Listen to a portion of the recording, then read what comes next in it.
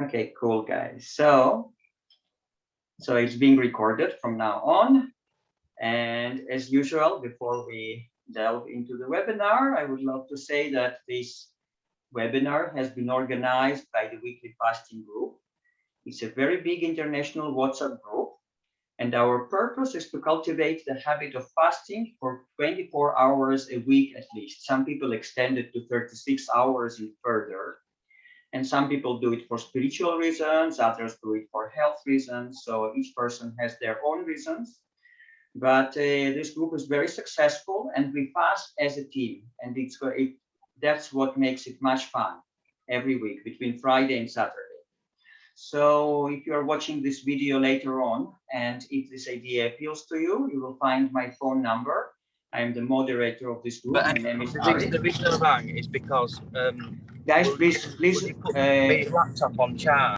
Mute yourself. Okay, so you will find my phone number below this video. You can send me a message, a WhatsApp message with your name, and I will happily add you. Now, guys, please mute yourself. We are starting with a short guided meditation. So today we have Ivanna. Welcome, Ivanna. Hi, guys. And we have a very interesting subject today of urine therapy, Orine therapy, kidney filtration, what's the truth. But we will start with a short guided meditation. I'll make sure everyone except for Ivanna is muted so that we have our peace and quiet. And Ivanna, please, over to you. All right, guys. So sit back and become relaxed. I want you to close your eyes and take 3 deep breaths in. Inhale, deep, deep, deep. Fill your abdominal cavity with air until you can no longer take in anymore, and then release. Again, inhale and blow it out. And one more time. Inhale deeply, allowing the air to fill your lungs and your abdominal cavity completely before letting it out. And as the air leaves your airways, feel yourself sinking deeper into the chair or the couch or whatever else it is you're sitting. So you feel yourself fully supported where you are. You're not holding yourself up. You're simply relaxed, shoulders dropped, neck relaxed. Check your body, check in with yourself. See if you can find any tense muscles in your body. And once you do, simply let that tension go.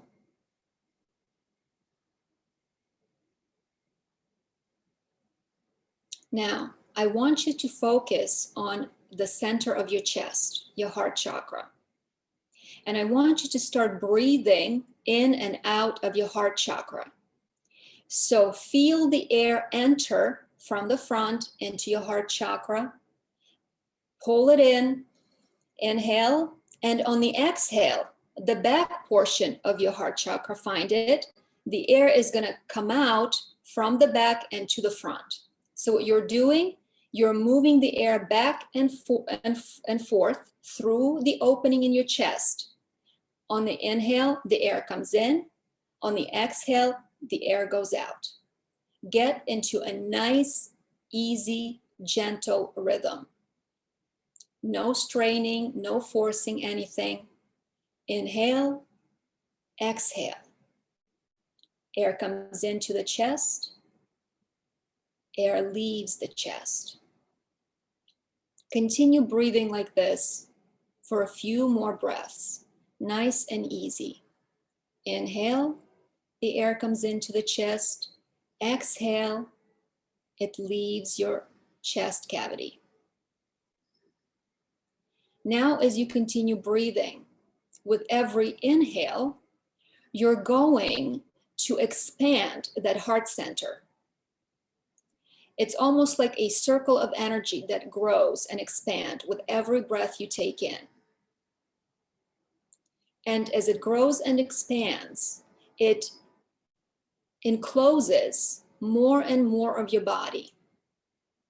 Inhale, bring the energy into your heart chakra and feel it expand and grow outward in a circular fashion. And then let it go and exhale. Continue breathing and expanding your heart chakra and its energies until your entire body is encased in this energy like a bubble. Breathe in, expand, make it larger. Exhale, let go, and relax. Now, with every inhale, as the center of the energy expands and grows, your vibrational frequency also increases incrementally. So with each inhale, you're raising and refining your vibration, aligning yourself with the higher realm of information, making yourself more receptible to receive and perceive information and guidance from sources that are normally outside of the reach of your waking consciousness.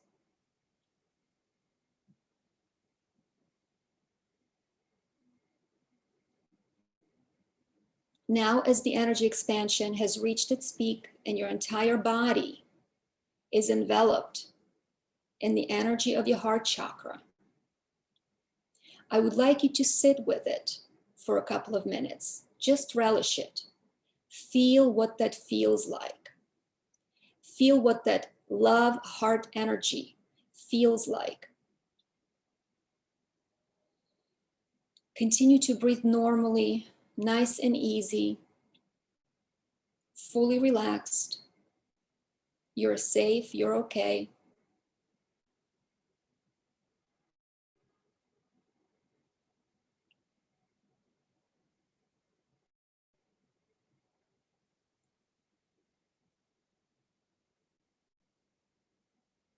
And now we're going to count back the 3 deep breaths. And on the count of 1, you will be back and fully awake and alert in this room, ready to receive information.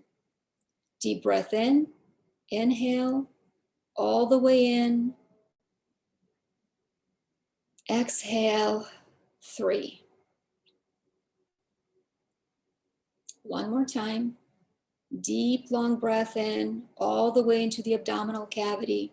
Allow your lungs to expand to their full capacity. And when the pressure gets too much, where you can no longer take in any more air, simply blow it out gently, nice and easy. 2. And one last time. Breathe in, inhale, take in as much air as you could possibly hold.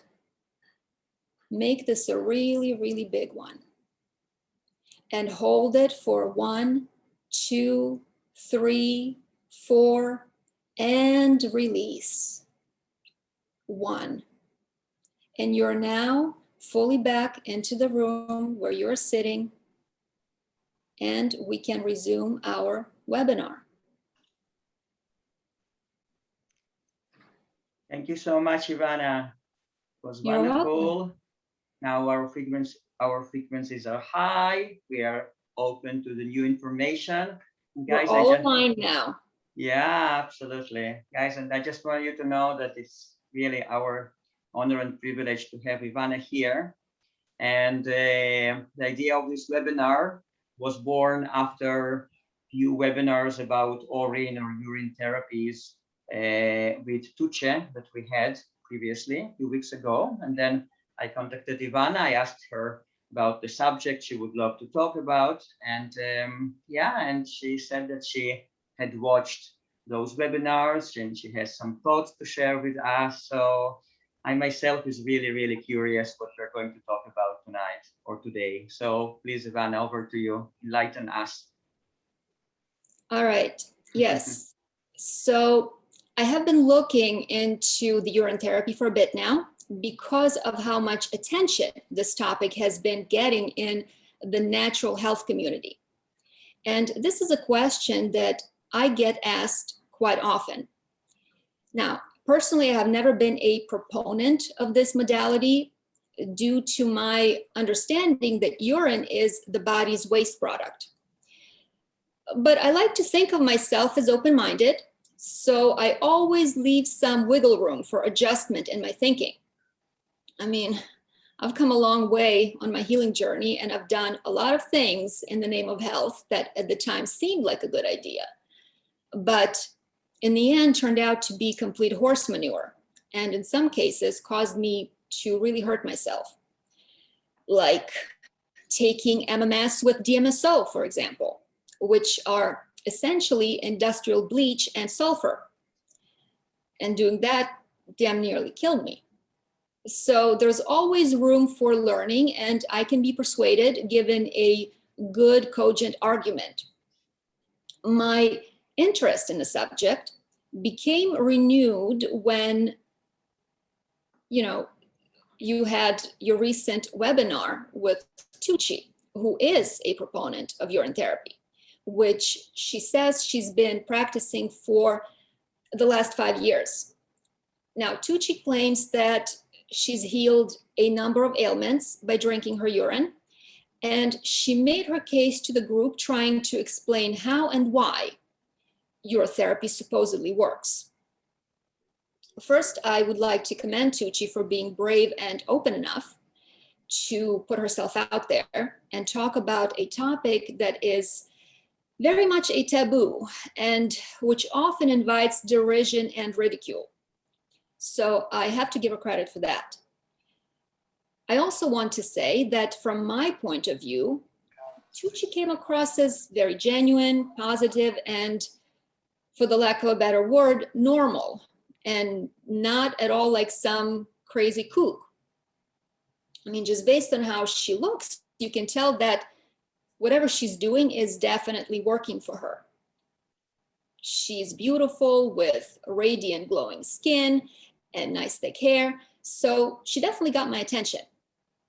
However, as I listened to her make her case for urine therapy by outlining how and why it purportedly works, I simply couldn't agree with those claims based on the definitive knowledge of how the body works.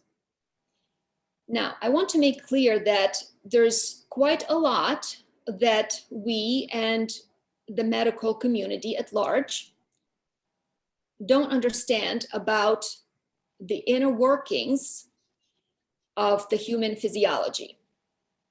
Nevertheless, there are some things that we do know with certainty, and we cannot discount them just because they don't fit the narrative that we would like to pursue. You can't cherry pick the facts that support your theory and discard the ones that don't. Not only is it misleading, but it doesn't really help your case. So that's why when Arik asked me to do another webinar, I really wanted to address the claims being made by the advocates of urine therapy and to dispel some of the myths that continue to be perpetuated about this controversial practice. Now, to be clear, I didn't just find out about urine therapy yesterday. I heard my grandmother talk about it when I was only 7 years old. I was incredibly close with my grandmother, who was my best friend, and probably the biggest reason I survived my crazy childhood. And being a fantastic storyteller, my grandmother always treated me like an adult, sharing all kinds of knowledge and information that ranged from the paranormal, witchy stuff to natural healing remedies that included various powerful herbs and, yes, even urine drinking, which was a well-known part of the old folk medicine.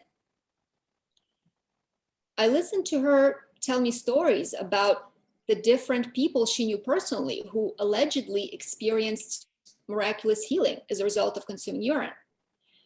She told me that she herself had used it and experienced healing.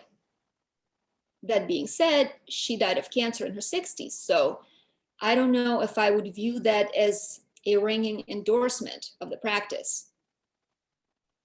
And even though I was intrigued by her claims, I was also repulsed. I can't say that much has changed from me when, from the time when I was a little girl. As I circle back around to this topic now that I'm in my 40s and working as a health coach, I think it would be fair to say that I'm still equally intrigued and grossed out by the idea of using urine for healing.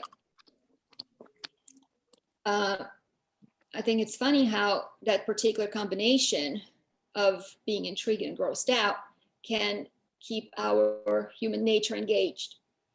And that's why, despite my many misgivings, my interest was nonetheless piqued after seeing Tucci, prompting me to go on a fact-finding expedition.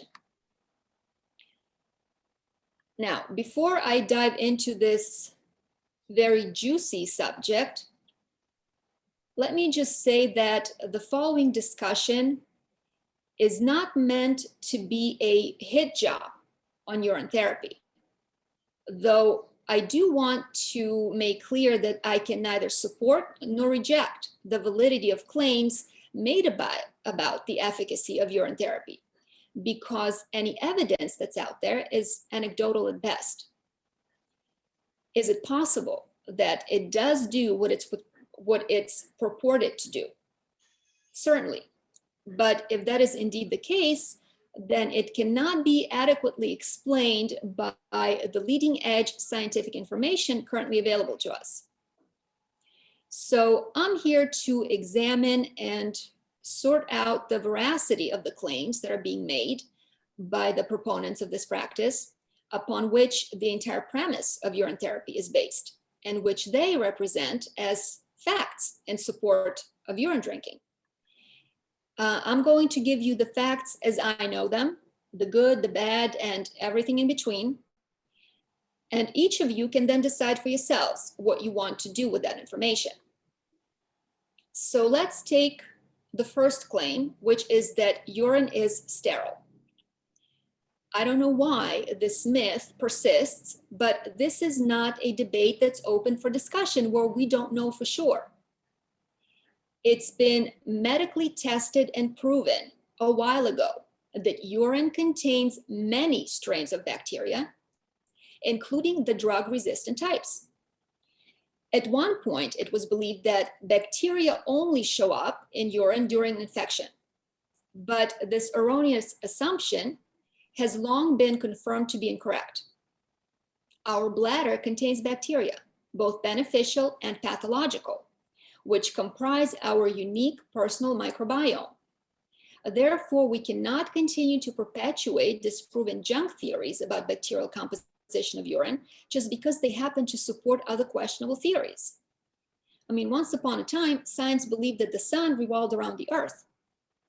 So if your theory of why urine is great to drink for health is predicated on a disproven medical misconception, then you don't have a very good argument. Now, the other big premise that urine therapy is based on is that we are wrong to think that urine is a waste product and is therefore dirty. What the proponents of this therapy are saying is that it's nonsensical to worry about urine being dirty or toxic because our blood already is dirty.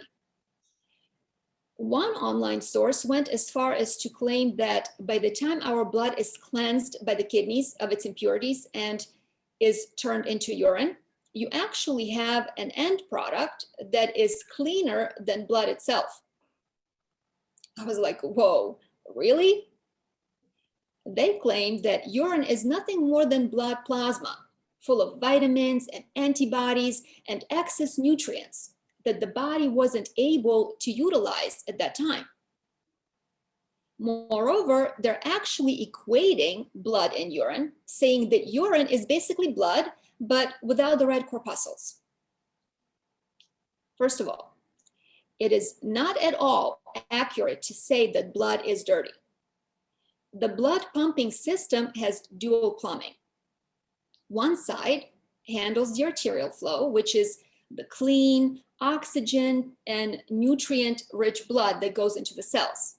While on the other hand, you have the venous return, which takes the used blood that's been circulated through the system to bring the goodies to the tissues and organs to a separate set of pipes, in this case, the veins, for cleaning. This is done to ensure that the freshly cleaned and refurbished blood doesn't mix with the used blood, and that only clean blood goes into the cells. It is only when our eliminative system is significantly compromised, thus preventing the proper cleansing and removal of the impurities, that the blood can get dirty. And of course, the blood can also become compromised in cases of acute poisoning, when the system is overwhelmed by the higher than usual toxic load, which cannot be removed effectively and efficiently enough. To say that blood is generally dirty is like saying that all clothes are inherently dirty. But of course, that's not true. We wear clean clothes, and after we have worn them, we wash them. Obviously, we separate the clean clothes from the dirty laundry. One goes in the closet, and the other goes into the hamper. And almost all of us repeat this cycle continuously for both hygienic and health reasons. The only exceptions would be when there's no access to water and detergent or the proper facilities, like in the case of homelessness or when there are issues with mental health.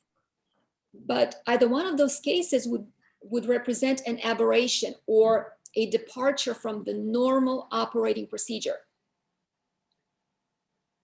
Please understand that blood purity and alkalinity is very stringently maintained by the body, because a very slight deviation from that standard can result in death.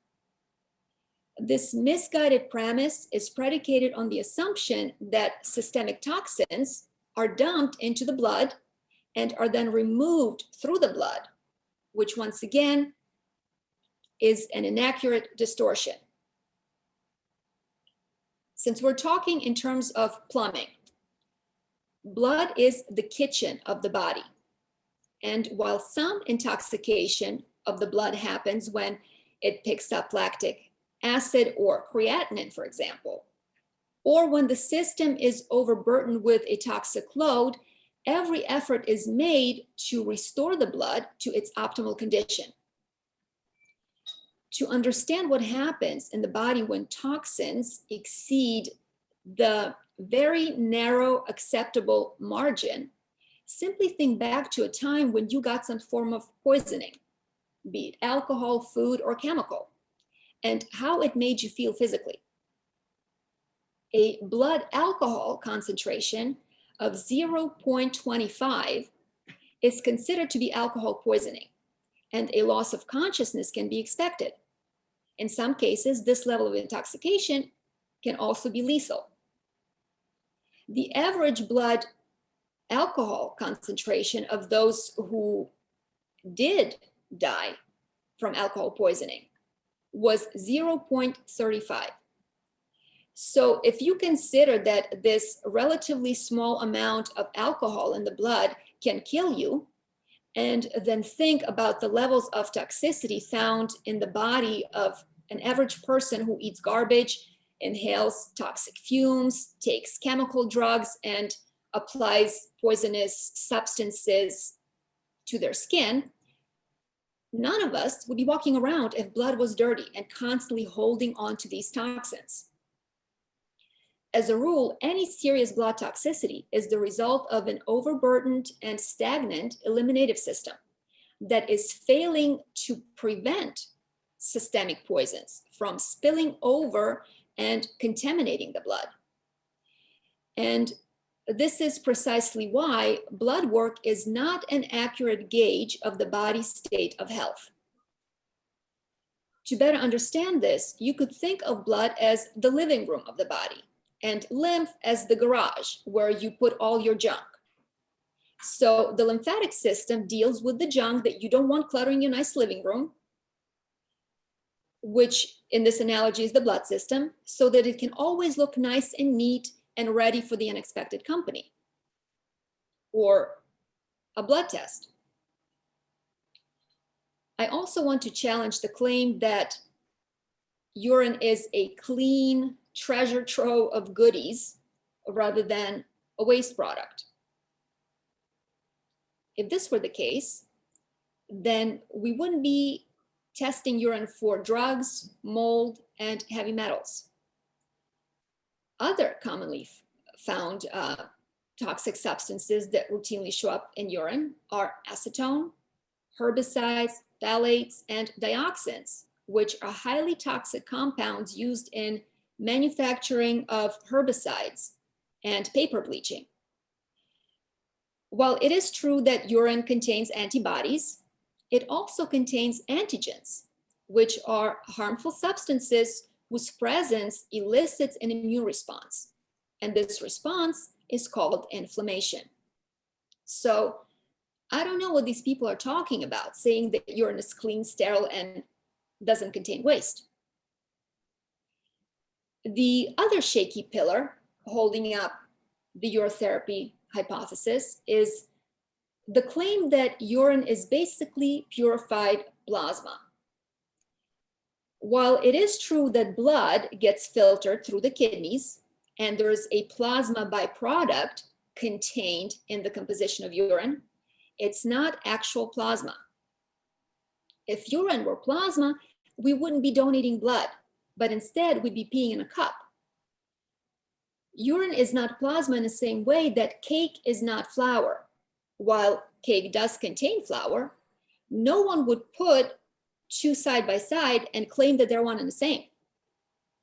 Not only urine isn't plasma, it doesn't even contain plasma. Instead, it contains a very small amount of glomerular filtrate, which is a plasma derivative byproduct, but not the plasma itself. Sort of like grape juice is a derivative of grapes, but the juice isn't the grapes per se, as it clearly lacks a few key structural components. Now, there are probably a lot of international people on this call, so I don't know if all of you are familiar with jambalaya, which is a Cajun dish prepared with shrimp, chicken, pork sausage, crawfish, rice, and about a dozen different vegetables and spices.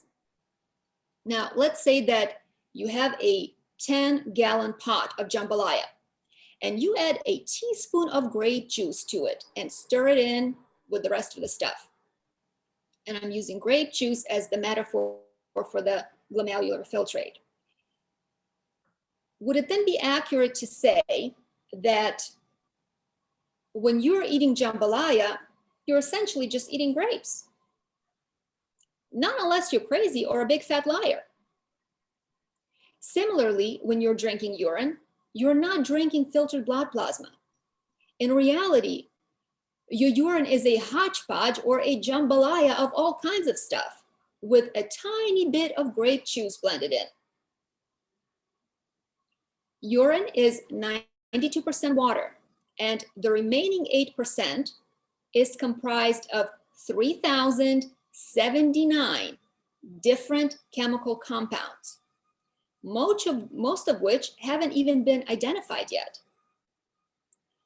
Some of them include sodium, potassium, chloride, creatinine, urea nitrogen, bicarbonate, uric acid, and yes, glomerular filtrate. It took about 7 years and 20 researchers to finally tally up the chemical composition of urine. And if you look at the facts, can you honestly say that when you drink urine, you're drinking blood plasma? Now, plasma is the pale yellow fluid portion of the blood that contains suspended red and white blood cells, platelets and proteins, and which originates in the blood vessels. Glomerular filtrate, on the other hand, is produced in the Bowman's capsule in the kidneys, and more specifically inside the network of small blood vessels called the glomerulars. Sorry, I'm getting tongue twisted here. I think it's called glomerulus. I apologize ahead. It's a hard word for me to say, and I'm gonna have to say it a few more times. So bear with me. So urine is not plasma, but instead it contains minute amounts of the plasma filtration byproduct called glomerular filtrate. And unlike plasma, this filtrate does not contain platelets, blood cells, or proteins because these molecules are too large to pass across the basement membrane. In fact, the glomerular barrier is so highly selective that it prevents the passage of nearly all plasma proteins and cells. This barrier operates by focusing on two basic molecular features, size and charge. The higher the molecular weight and the more negative the charge, the less probable the capacity of those cells to be filtered. That's why if your urine contains proteins like albumin or globulin, it's a bad sign, indicating that your kidneys aren't filtering properly. Urine formation occurs in the kidneys in 3 stages: filtration, reabsorption, and secretion, where after the excessive filtration, whatever is usable gets reabsorbed back into the body. In fact, more than 90% of this plasma filtrate containing amino acids, glucose, and other nutrients gets reabsorbed back into the system because the body is not stupid and it holds on to the good, useful stuff rather than throwing it away with the waste. You might be shocked to find out that as much as 180 liters of substances, 180 liters, this includes water, are being filtered out of the blood by the kidneys daily, which is a tremendous strain on our kidneys. Obviously, not all the things that the kidneys filter out of that 180 liters of stuff become urine. Otherwise, we'd never stop being. Out of the 180 liters that get filtered, only about 2 liters, give or take, end up as urine. The vast majority of the stuff that's removed during filtration gets reabsorbed. All this filtration and modification of urine takes place in the distal convoluted renal tubules, which are under the command of the various hormones that send signals to manage filtration and retention of certain chemicals. For example, aldosterone, which is the hormone produced by adrenals, acts on the tubule by signaling the need for the reabsorption of sodium and therefore water, whereas parathormone, produced by the parathyroid glands, signals for the calcium to be taken out of the plasma filtrate and be put back into the blood. So as you can see, this is a very involved and laborious procedure of sifting through the main fluid that is constant and ongoing, where urine formation and excretion is the final and relatively minor part of the process. It's important to understand that the body tries to squeeze and wring every bit of usable material out of the watered down plasma-derived filtrate before any of it ends up in urine. In fact, whatever minor residual filtrate does end up in urine is there only because it has fallen through the cracks during the filtration process, and not because it was actually intended to be discarded. So, to recapitulate, urine is neither plasma, nor is it the solution of surplus nutrients that the body couldn't utilize at the time and therefore had to dispose of. Some of you probably heard, or at least most of the women have, of cosmetic treatments utilizing platelet-rich plasma, or the so-called vampire facials that are used to stimulate the production of collagen and elastin, as well as to regrow hair. This is done by first drawing the blood, then spinning it in the centrifuge to separate the plasma from the red blood cells, and then injecting it into the skin or the scalp. The reason this works is that platelets contain growth factors, but plasma filtrate that's found in minute concentrations in urine doesn't contain platelets, which means that despite any claims to the contrary, urine cannot be interchangeably used in place of plasma for the same purposes. And even with the platelet-rich plasma treatment, which uses actual blood plasma, the rejuvenating effect can only be achieved when the material is directly injected into the tissues and not ingested or applied topically. Some online sources take this ridiculous equivalence between urine and plasma even further, claiming that urine is actually blood without the red blood cells, which is not only beyond stupid, but completely false. Now, there is indeed a bodily fluid that you could make that assertion about, but that fluid would be lymph, not urine. Which brings me to my next point.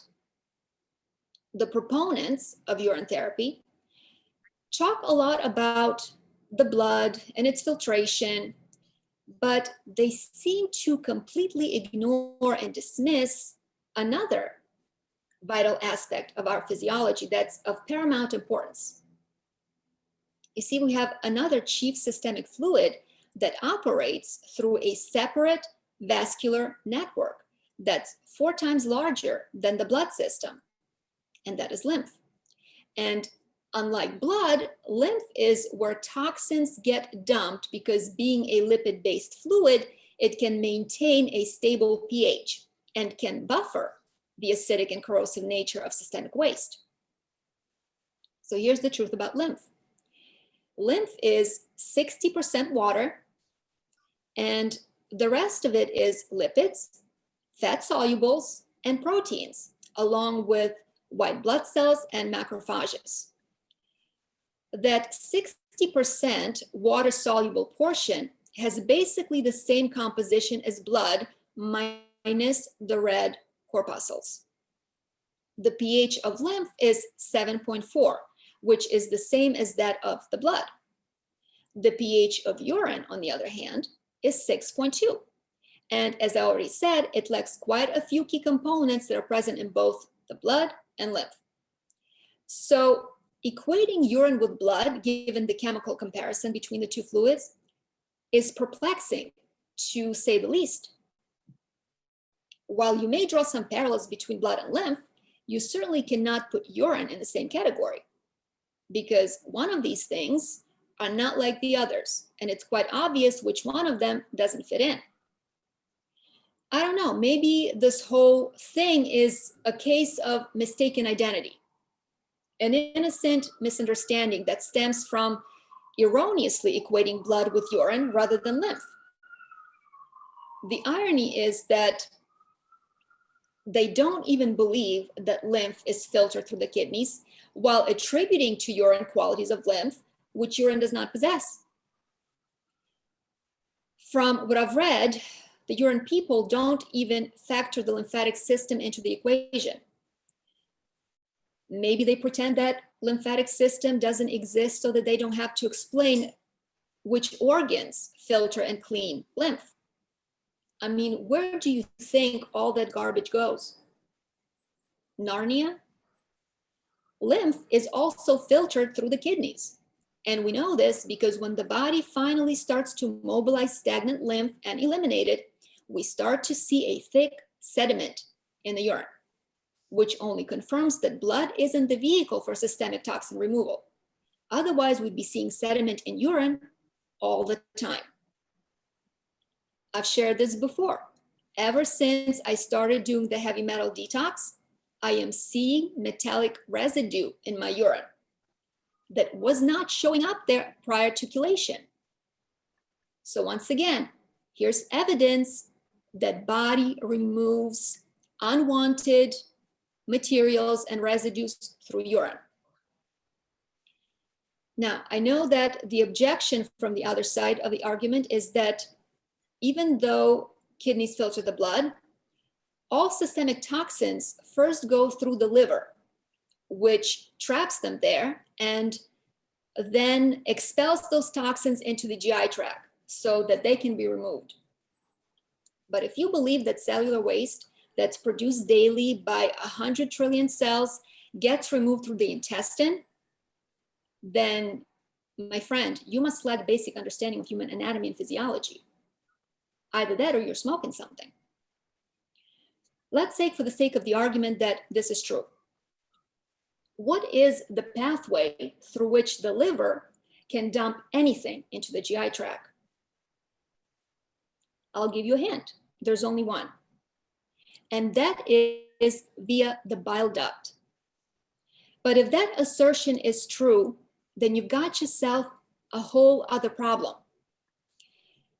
I'm going to show you a picture now so that you can see this. If I can find it.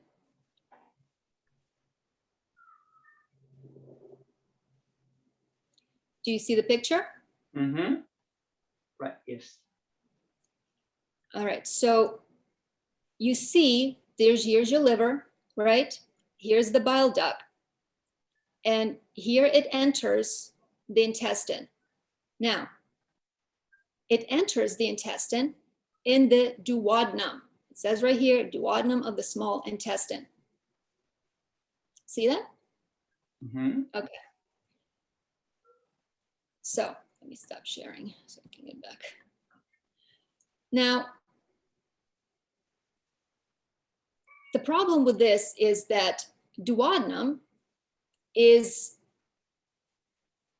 the first portion of the small intestine that's located between the stomach and the middle part of the small intestine, called jejunum.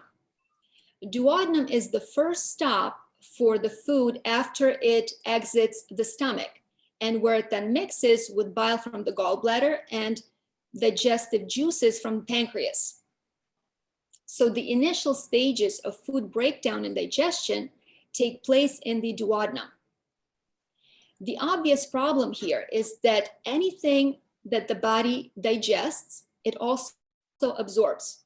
And anything that the body absorbs that ends up back in the bloodstream. It does not seem like an efficient or effective waste management strategy to send toxins that the liver allegedly filtered out of the blood into the small intestine, where those same toxins will inevitably be released back into the bloodstream. Now, if the bile duct was connected to the colon, we might be having a different conversation, but that is not reality as it currently stands.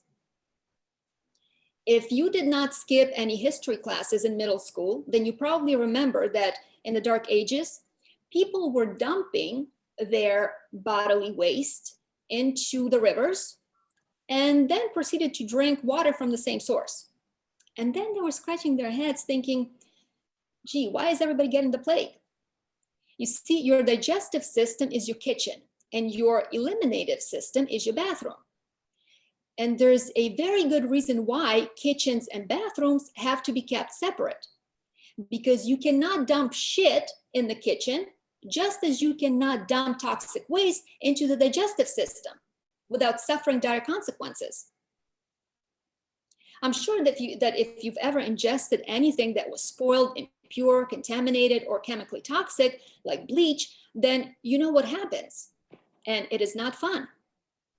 Believe me, if you were dumping garbage into the small intestine, you'd always feel sick. It would be like having a perpetual food poisoning. Just look at what happens when you put too much lemon juice into an enema and overstimulate the liver, which is what I did a few times. Man, I was in a fetal position on the floor, nauseous and schwitzing like a pudding in the middle of August. I was so weak that I couldn't move. So something like this would be a daily occurrence if the liver was dumping toxins into the small intestine. Please explain to me, what would be the point of cleaning the blood, of if whatever is removed from the blood will then be released back into the circulation? Because there's no magic alchemy that transforms a poisonous turd into candy. Garbage has to be eliminated from the body via the appropriate channels. There's no process by which the body can turn poisonous compounds into the good stuff. Those who perpetuate this stupidity are saying that the body goes through an arduous process of cleansing the blood just to then dump all of that garbage back into the blood via the digestive tract, essentially creating a closed loop that goes from blood, liver, small intestine, blood, blood, liver, small intestine, blood. How does that get rid of systemic poisons? Yes, it is true that liver, as the chemical factory of the body, performs various transmutations to make highly toxic substances less harmful. For example, like turning ethanol into acetaldehyde, which is then turned into acetic acid, or turning ammonia into urea. But making something less toxic does not mean benign or harmless, because acetaldehyde, while less toxic than ethanol, is still hella corrosive and causes scarring of both the liver and the kidneys. But no matter how good the liver is, there is no magical alchemy where the liver can take a heavy metal like mercury, cadmium, or arsenic and turn them into something benign. So what this preposterous theory of liver dumping system implies is that the body is absolutely stupid, and that after having collected all the garbage and routed it to the liver for disposal, it just dumps it back into the blood, thus recirculating the toxins where they never have the opportunity to be removed. You know how else I know that the liver doesn't dump systemic waste into the digestive system? Urea. What's interesting is that urea is produced in the liver, but it gets excreted exclusively by the kidneys. And of course, we know that urea is one of the main components in urine. The only other way urea gets removed from the body is through sweat. But if we're going to go along with the theory that liver is a detoxifying organ, which eliminates systemic waste by dumping them into the GI tract, then why doesn't it do the same with urea? Why does it send urea to the kidneys instead? Could it possibly be because it's the kidneys and not the liver that deal with systemic waste removal? And if kidneys are the eliminators of toxins, isn't it then logical that what they excrete, in this case urine, also contains toxic waste? Now I want to delve a bit deeper into urea and its effects on the body. Urea is a nitrogen waste from protein consumption. The breakdown of protein in the body results in production of ammonia, which is highly toxic, as you know. Our liver turns ammonia into urea, which is still toxic, but much less so. And the more protein we consume, the higher our levels of urea. In blood analysis, this indicator is called urea nitrogen. Quite a few times I have caught my clients fibbing about their diet, claiming that they're mostly eating fruit, where the urea nitrogen is through the roof. So I can tell you, looking by your blood work, how much protein you're consuming. Urea nitrogen is also an indicator of kidney function. And the higher your blood urea, the worse your kidney function. This is why we say that protein kills the kidneys. Many studies have shown that low protein diets are protective of kidney function, and delay progression toward the end stage of kidney failure. Now, urea has both direct and indirect toxic effects on several organ systems in the body. One, urea negatively impacts our gut microbiome, resulting in increased production of toxic sulfates. And as we all know, sulfates are bad. It also creates inflammation in the gut wall that leads to the breakdown of intercellular tight junctions. Now, tight junctions create sort of barriers between epithelial cells that are necessary for the separation of different tissue spaces, allowing to regulate the selective movement of different solutes across the epithelium, like water, ions, and other compounds. And when the tight junctions become injured as a result of urea consumption or urea-caused inflammation, tiny fissures form, allowing the bacterial toxins to move into the bloodstream and creating system-wide inflammation. That's also linked to kidney failure and cardiovascular health. The indirect way in which urea creates toxicity in the body is through the irreversible alteration of the body's proteins via a process called carbamylation, which is solubilization and denaturation of proteins that promotes molecular death. Carbamylated proteins promote atherosclerosis, increase kidney injury through abnormal collagen deposition known as fibrosis.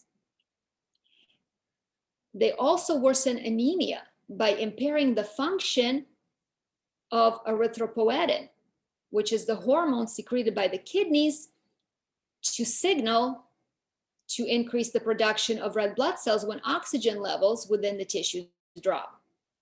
Now, aside from kidney failure, cardiovascular disease, and anemia, high urea is also implicated in insulin resistance and intestinal disease.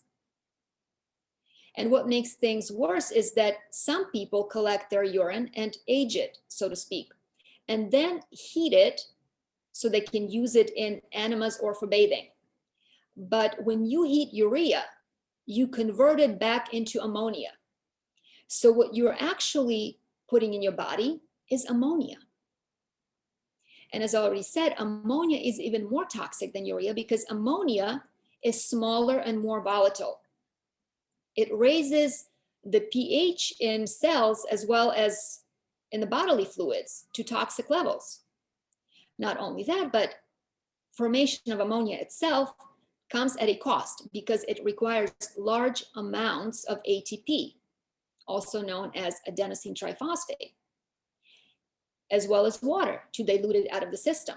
This means that consumption of protein indirectly robs your cells of energy and wears out the mitochondria. So if you're drinking urine, you're drinking both urea and ammonia. Might as well drink Windex. Drinking urine is especially problematic when your skin is down because then you can't even sweat the toxins out. And especially urea because urea is also excreted through sweat. Speaking of skin, to be fair, there are topical benefits of urea, meaning when it's applied externally, because it is effective in breaking down the keratin in the outer layer of the skin, thus reducing dead skin buildup. So it can be a good exfoliator. And it is also believed to target fungal infections. But the same can be said of many other toxic creams like tretinoin, better known as retinol, or Lamisil, an antifungal that has had fatal events associated with it. Urea can also make your skin more moisturized, but it does so by drawing water from the deeper layers of the skin. So even though your skin may feel less dry on the surface, the net effect is actually that of dehydration. So yes, it is possible that applying urine can make certain skin conditions better, including eczema, psoriasis, keratosis pilaris, corns, calluses, and ingrown nails.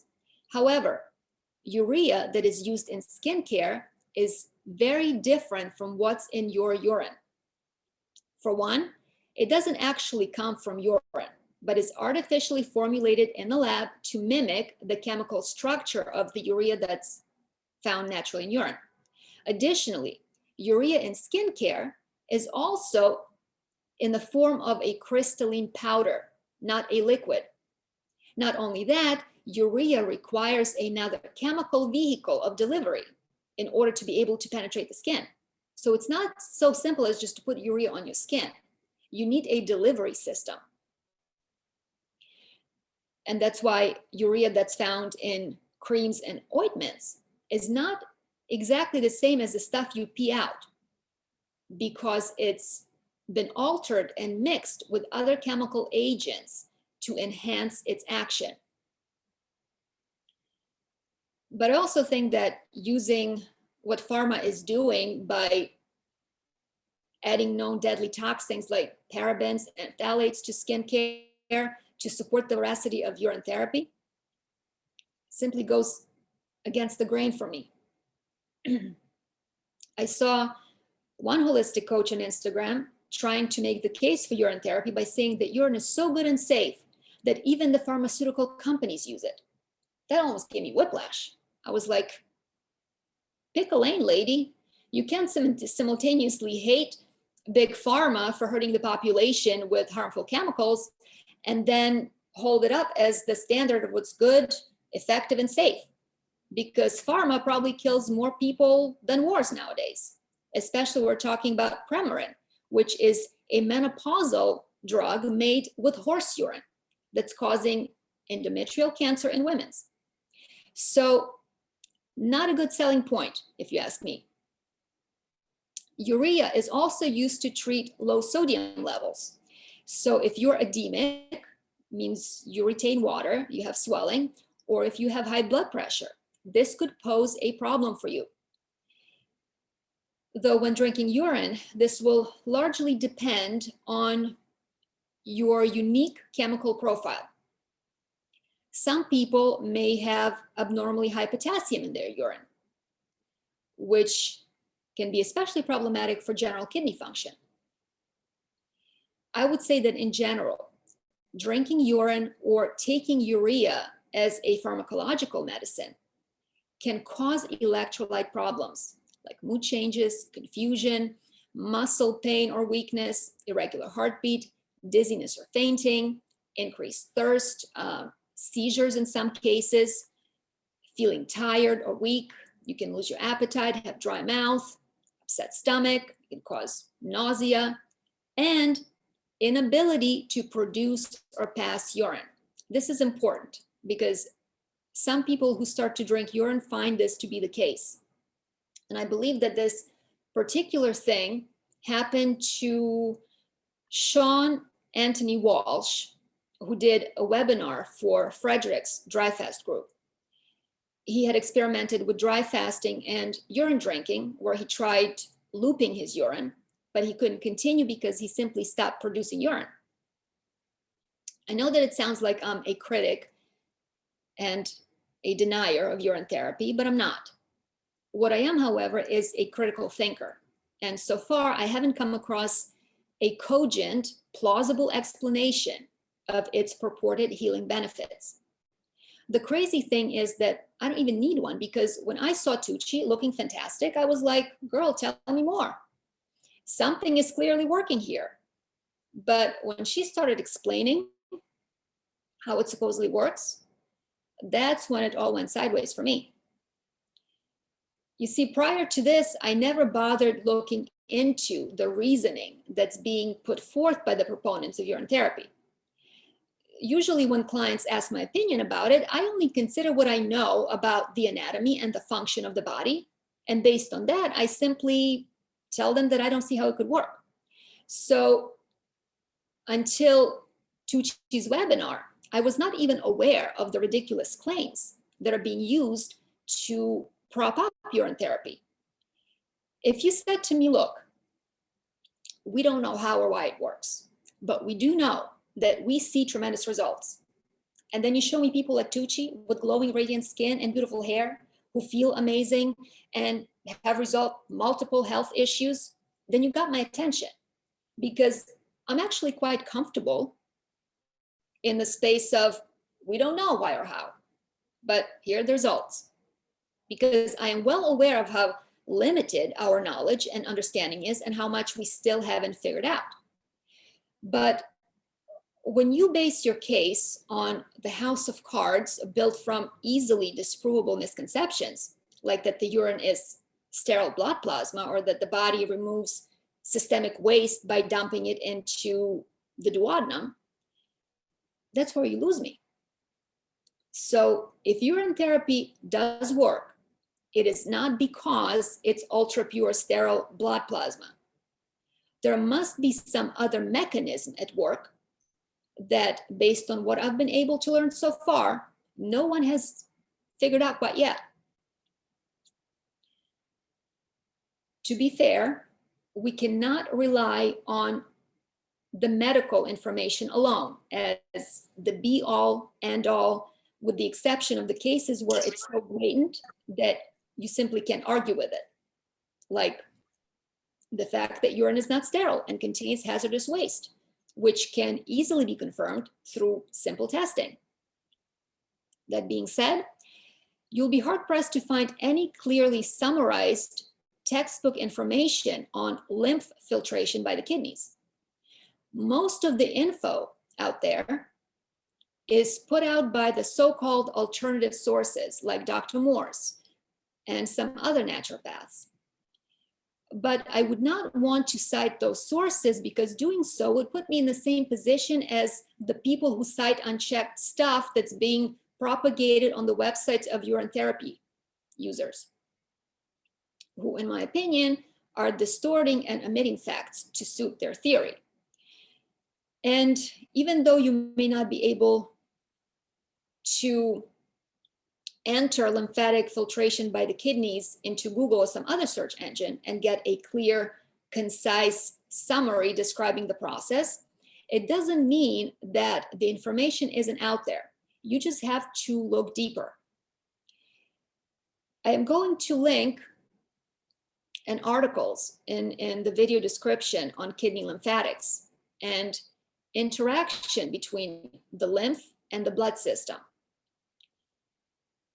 The vast majority of the scientifically sanctioned and academically approved materials posit that lymph is cleaned by dumping debris into the blood, which is then filtered by the kidneys, even though there's data and studies that show this assertion to be implausible at best and stupid at worst.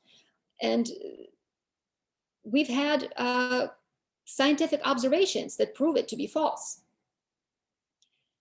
And America, for some reason, seems to be really behind on these matters.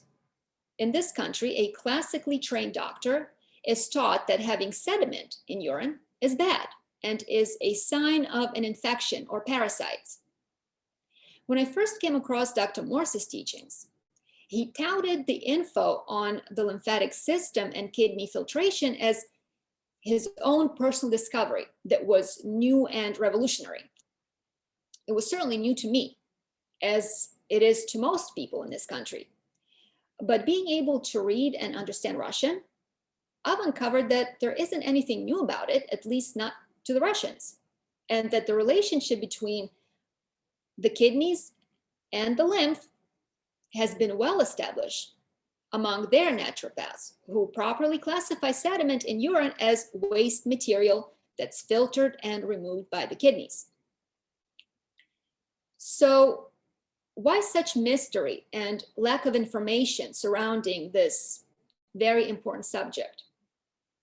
Well, for one, lymphatic system is elusive and very difficult to study because of its very nature.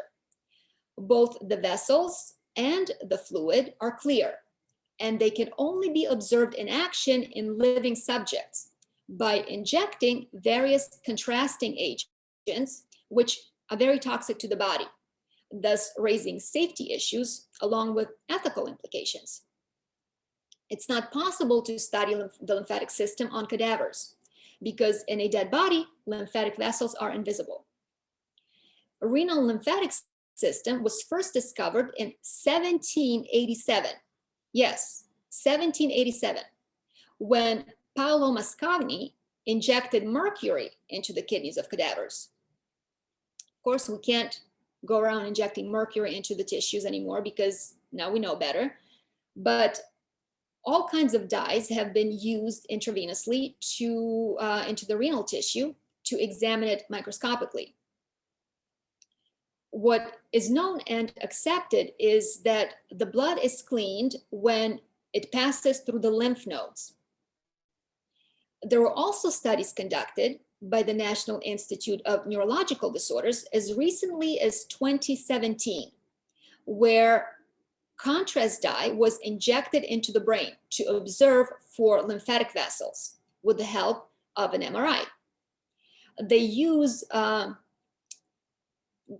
gadobutrol, I believe, a magnetic dye with molecules that are small enough to leak out of blood vessels into the lymphatic vessels, but too big to pass through the blood-brain barrier, thus preventing the contrast agent from migrating to other parts of the brain. What surprised the researchers is that the blood almost immediately dumped the dye, which is a toxic substance, into the lymphatic vessels that are piggybacking the blood vessels. And this was clearly visible with the help of the dye, which made the normally translucent lymphatic vessels well defined. I'm going to show you the picture of this.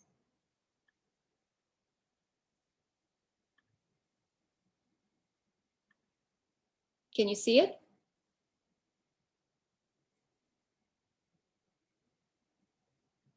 Is that a yes? I don't know what you guys see. Okay. All right. So this is the picture of contrast dye in the lymphatic vessels of the brain. So the outcome of this experiment was the important discovery that the brain has a cleansing system which uses lymphatic vessels. Though one might argue that an even more important outcome of this experiment was the accidental discovery of lymphatic circuitry in the brain, because up until then, the medical community largely believed that there were no lymphatic vessels in the brain.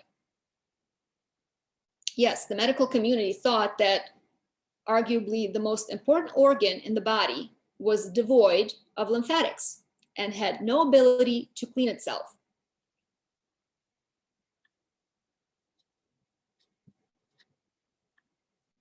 All right. Did I come out of the sharing yet? This is always a mystery to me because I'm blind. I have no idea what's going on. Yes, yes, absolutely. Now Okay. we see you. Okay. So here's the crazy part, and color me confused because this makes no sense. The medical science knows that lymphatic fluid transports infection-fighting immune cells and cellular waste through the vessels that run alongside the blood vessels. They also have clear MRI evidence that blood dumps its impurities into the lymphatic system. And they also know that blood gets cleaned by going through the lymph nodes, yet inexplicably, they then turn around and say that the only way the lymph can get cleaned is by dumping its garbage into the blood so that it can be filtered through the kidneys. Is it me, or is this as stupid as the day is long? If blood gets cleaned by the kidneys, and according to them, lymph does not, then why would you dump its garbage into the lymphatic system to begin with? Just to get it back from the lymph later? Because even if this is just phase 1 of cleaning to get rid of the stuff that's too much for blood to handle, that waste that gets dumped into lymph still has to go somewhere. And this includes the waste from the lymph nodes.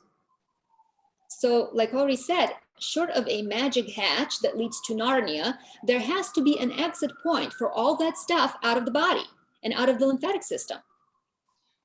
If we're following the logic of the current theory, those materials cannot go back into the blood, or the blood wouldn't have unloaded them into the lymph if it was able to clear them through the kidneys on its own. And if blood is already getting cleaned by the kidneys, why would it have to run through the lymph nodes for decontamination? Because once again, whatever has been picked up by the lymph nodes has to go somewhere. It doesn't just magically disappear, but goes into the lymphatic fluid, which strangely enough just gets dumped back into the blood anyway. It's like saying that 2 + 2 = 7, even though everyone with enough fingers to count that high can see that it's a lie. Somehow no one seems to be in a hurry to clear up this little conundrum. You could say, of course, that the only reason that blood goes through the lymph nodes is to kill off pathogens before being returned to the inferior vena cava, and not necessarily to remove any other impurities. And you might have a valid point, except the MRI experiment definitively proves that this is not so, because the dye contrast was very quickly dumped into the lymphatic vessels, not just the lymph nodes, into the vessels, even though there were no pathogens or mutated cells to dispose of, as obviously it was a sterile agent. Otherwise, it would never have been injected into the brain of a living volunteer. I mean, what could lymph possibly do to the chemical dye to make it less toxic before returning it back to the blood to be cleaned by the kidneys? Unless, of course, they're wrong about this whole thing, and the lymph doesn't release toxins back into the blood, but instead takes them out of the system via a separate channel. So again, medical science is stuck in the dark ages when it comes to kidney lymphatics. But it's not because there's no information available about it.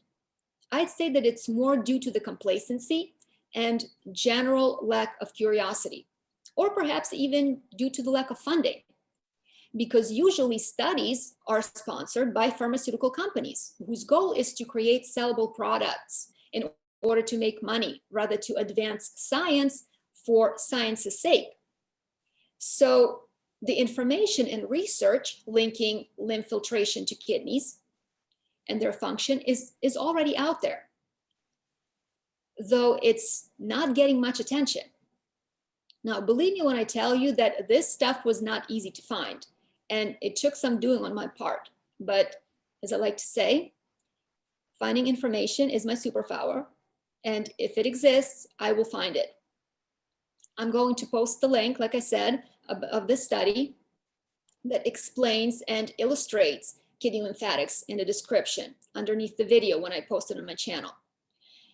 Now, the study in question was a collaborative effort mainly by New Zealand scientists from several accredited research centers and surgical labs that are affiliated with the University of Auckland, together with an American doctor from the Center of Lymphatic Disorders of Perelman School of Medicine, University of Pennsylvania. So this is as legitimate and serious as it gets. This isn't speculation or guesswork. It's the real deal. The study was published in 2019. So it's only very recently that there's been official confirmation offering definitive proof of the presence of the extensive lymphatic system within the human kidneys. That being said, the study I'm talking about here wasn't the original landmark discovery in the area of renal lymphatics. In fact, this latest research was prompted by the work of the married scientist couple, Charles and Patricia Omarco, that goes back as far as 1987, which outline the general pattern and renal distribution of lymphatic vessels in the mammalian kidneys. However, the Omarcos worked with canine kidneys, presupposing that given the anatomical similarities in the renal structure of dogs and humans, their findings would likely also apply to the lymphatics in human kidneys. The 2019 study also leaned on the research of Harold Seeger, who in 2012 published a paper on the role of lymphatics in renal inflammation, summarizing his study of how lymphatic vessels fight inflammation in the kidneys, and specifically as it pertains to the exit routes of the excess fluid, damaged cells, and leukocytes. What Seeger found was that during inflammatory injury, new eliminative pathways are created by the formation of brand new lymphatic vessels, which help the body to cope with the increase in interstitial fluid related to inflammation, which once again confirms that whether you break a bone, tear a ligament, get bit by a spider, or suffer a contusion, it's always the lymphatic system that cleans up the injured area, thus allowing it to heal. So as you can see, renal lymphatic system has been identified, studied, and investigated, and then information has been available. The problem is that there hasn't been any interest in it. Now, I'm going to show you the pictures that I borrowed from the article that I mentioned that illustrates the lymphatic vessels in the kidneys. So let me go find these pictures now.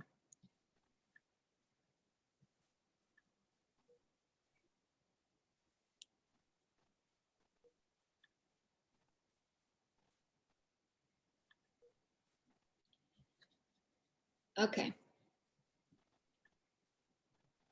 So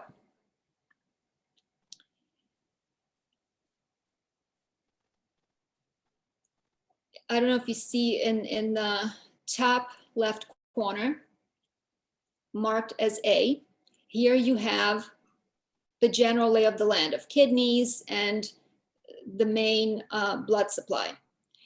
So here you have the abdominal aorta in red. Can you see it? Mm-hmm. All right. And the inferior vena cava in blue. But look at the green tubule here and how this is the thoracic duct. And look at how the thoracic duct wraps itself around both the aorta and the vena cava. And look at all of those little tiny lymph nodes all throughout. Now, the thoracic duct is the main channel for lymph that recirculates lymph from the lymphatic circulation into the bloodstream. So it's the major working part of the lymphatic system. And then you have the depiction here on the bottom of a part of a kidney. So this is, you know, this is, you have the capsule here with the cortex and the inner medulla. And this is called the renal lobe. The whole structure is called the renal lobe or pyramid. Now, these triangles are sort of, they inserted into the conal looking structures that you can't really see here, that are called calyces. Both the cortex and the medulla are made up of numerous tiny nephrons, which are the active units, the active filtering units, I should say, of the kidneys. Nephrons are comprised of the glomerulus, proximal and distal tubules, and a collecting duct. Now, nephrons take blood through the renal arteriole and filter it to separate the waste from the nutrients, and then reabsorb those nutrients from the filtrate, while also secreting hydrogen and potassium ions along with ammonia, which are essential to maintaining the pH levels of urine. Nephrons are also in charge of dumping plasma filtrate from the collecting ducts into the minor calyces. And once the filtrate has made its way into the calyx, it's officially urine. Now, if you look at, let me see if we can blow this picture up. Well, the bottom part is the one that depicts the pyramid. And you can see the green little lines. Everything that's in green are lymphatic vessels. And they're woven all throughout the inner structure of the kidney and the nephron. And what these guys found, the New Zealanders and the American doing the study, is that unlike in normal lymphatic vessels that are unidirectional, there are actually no valves in the interlobular lymphatics. The lymph formed in the cortex to exit in either. So it looks like these lymphatic vessels are designed to move fluids in and out in multiple directions, like a transport system, making them conducive for elimination. Lymph is formed from the interstitial fluid in the cortex. And it consists mainly of capillary filtrate, but it also has some fluid that is reabsorbed from the tubules. Now, lymphatic vessels drain fluid and macromolecules from the interstitial space and return them to systemic circulation, thus preventing the buildup of interstitial fluid that would otherwise compromise oxygen delivery to the tissues. Given the extensive proliferation of the lymphatic vessels in the kidneys, the researchers surmised that the paramount importance of the renal lymphatic system for elimination. So as you can see, we do have research which confirms and validates that lymph is indeed filtered through the kidneys. But you're not going to find this information in textbooks. From what I've gathered, it looks like both blood and lymph are filtered through the kidneys. And a bulk of the exchanges and interactions between the two fluids happens in the interstitial spaces, which are the spaces around the cells. Interstitial fluid, also known as tissue fluid, leaves the bloodstream and bathes the cells and then drains into the lymphatic vessels. This interstitial space is located actually between the blood and lymph vessels and the cells. Now, given the understanding that aside from blood, the kidneys also filter lymph, then there's absolutely no way you can reasonably maintain that urine is not a waste product, because lymphatic fluid is the cleanser of the body, which collects the dirty interstitial fluid that picks up cellular waste produced around the clock by all our 100 trillion cells, which include the microbiota. I'm gonna get out of this. Mm-hmm. Yeah, you're back, Ivanna. Okay, let me just close these pictures. I can't see anything except these pictures on my screen. All right, now, so I told you about the bad. Now let's talk about the good. Now, there are some things that work in favor of urine therapy. It is known that urine contains kidney stem cells as well as mesenchymal stem cells that are normally found in bone marrow and amniotic fluid. This particular type of stem cells can become virtually any other type of cell, including bone and muscle. However, there's a bit of a problem when it comes to ingesting stem cells by drinking urine, as they get destroyed by the stomach acid and then get broken down by the enzymes.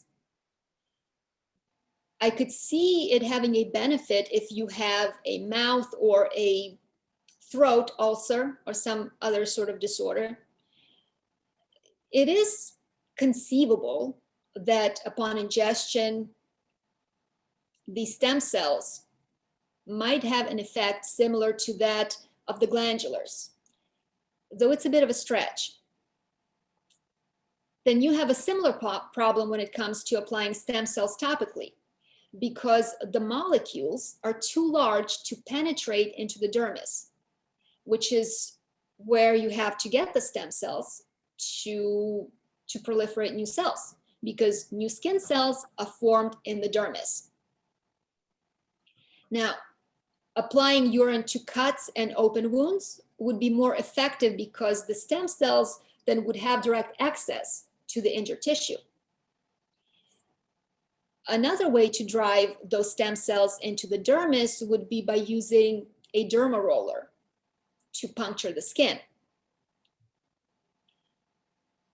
You have to remember, though, that stem cells, whether they're in your urine or in a cream, don't stay alive for very long.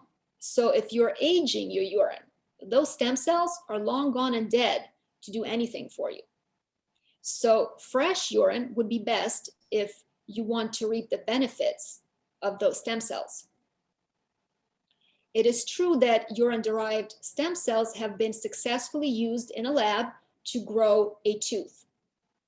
But before you get too excited, this wasn't just throwing a piece of tooth in some pea and voila, you magically grow a brand new tooth. No, to use my earlier analogy, a pound of flour doesn't magically turn into a cake. These stem cells were isolated and carefully extracted from urine, mixed with other ingredients in a controlled environment and a precise order to make this possible. The advantage of using urine-derived cells is that they're very easy to extract. They're cost-effective, and you don't have to stick a needle into somebody's bone. But I want to warn people that even though urine does contain some beneficial factors, they're swimming around in the jambalaya of toxic soup. And for that reason, I would strongly discourage people from drinking their urine, especially if they eat protein. Protein metabolism results in production of ammonia, urea, creatinine, and uric acid. And all of these toxic compounds end up in urine. Uric acid is produced by the body to break down purines, and that is also the acid that causes gout and hyperacidosis. We know that high levels of uric acid may eventually lead to permanent bone, joint, and tissue damage. Uric acid also causes kidney disease, kidney stones, and it's also linked to heart disease. And there's also research that shows a link between high uric acid levels and type 2 diabetes, as well as high blood pressure and fatty liver disease. Creatinine, on the other hand, causes kidney damage and loss of filtration.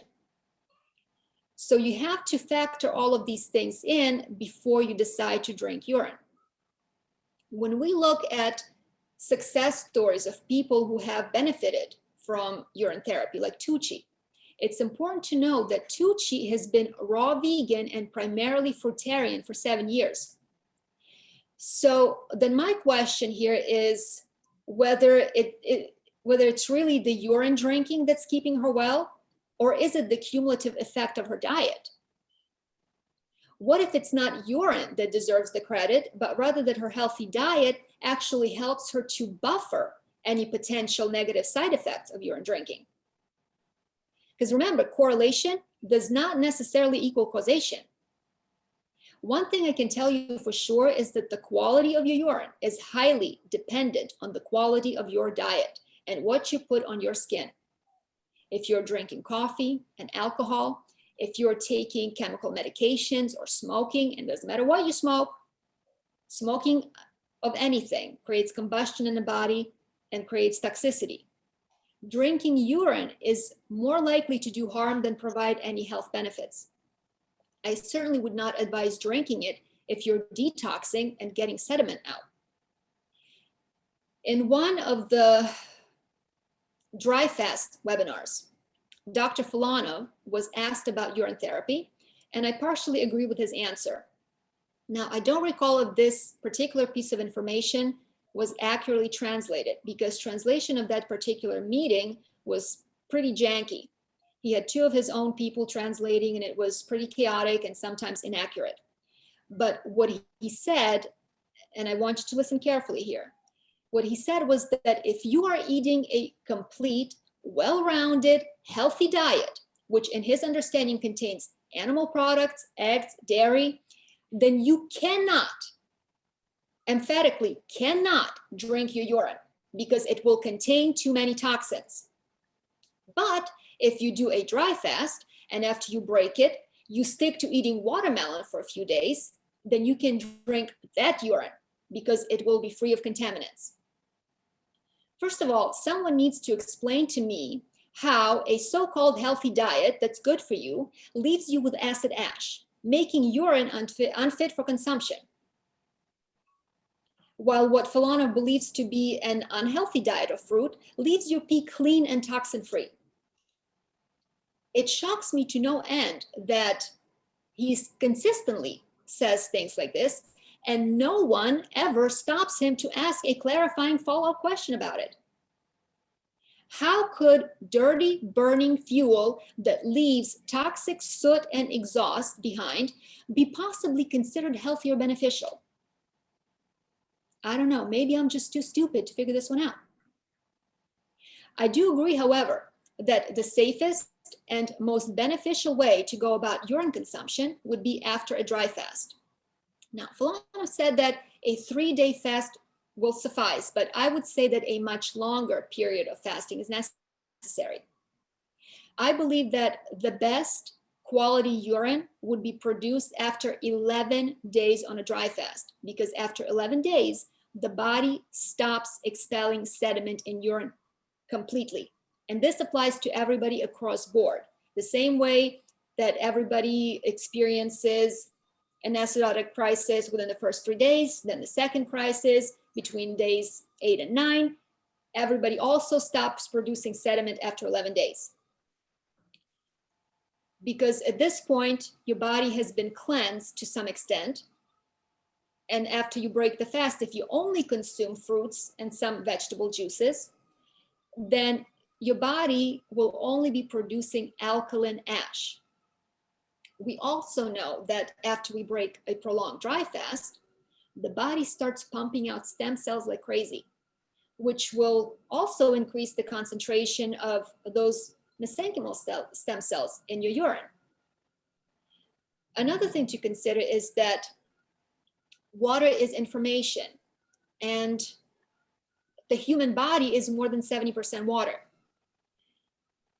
Some of you have probably seen the water crystal photography by Masaru Emoto, demonstrating that specifically coded energetic information influences the shape of the water crystals. Things like geographical locations, environmental influences, emotional energy, as well as illness or health translate into unique shapes and patterns of water molecules. Those of positive nature are beautiful and symmetrical, while the negative ones are distorted or shapeless and murky. Now, since urine is the body's water, it does indeed contain information about our condition, both physical, mental, and emotional.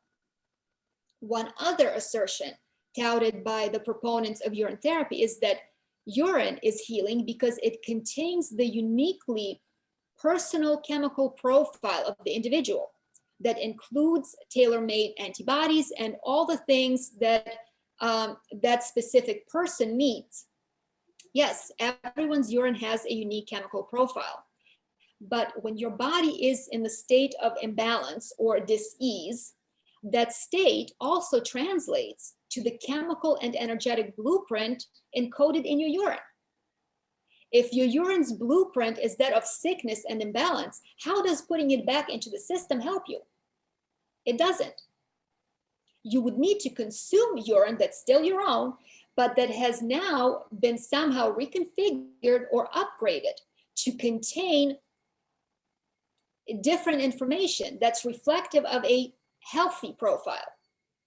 And this is where dry fasting would be incredibly beneficial, because by expelling much of our water and cleansing the system, dry fasting erases the old information, old water information, and allows you to start with a blank slate where you can rewrite the body's code by bringing in new, higher levels of frequency, both physically and emotionally.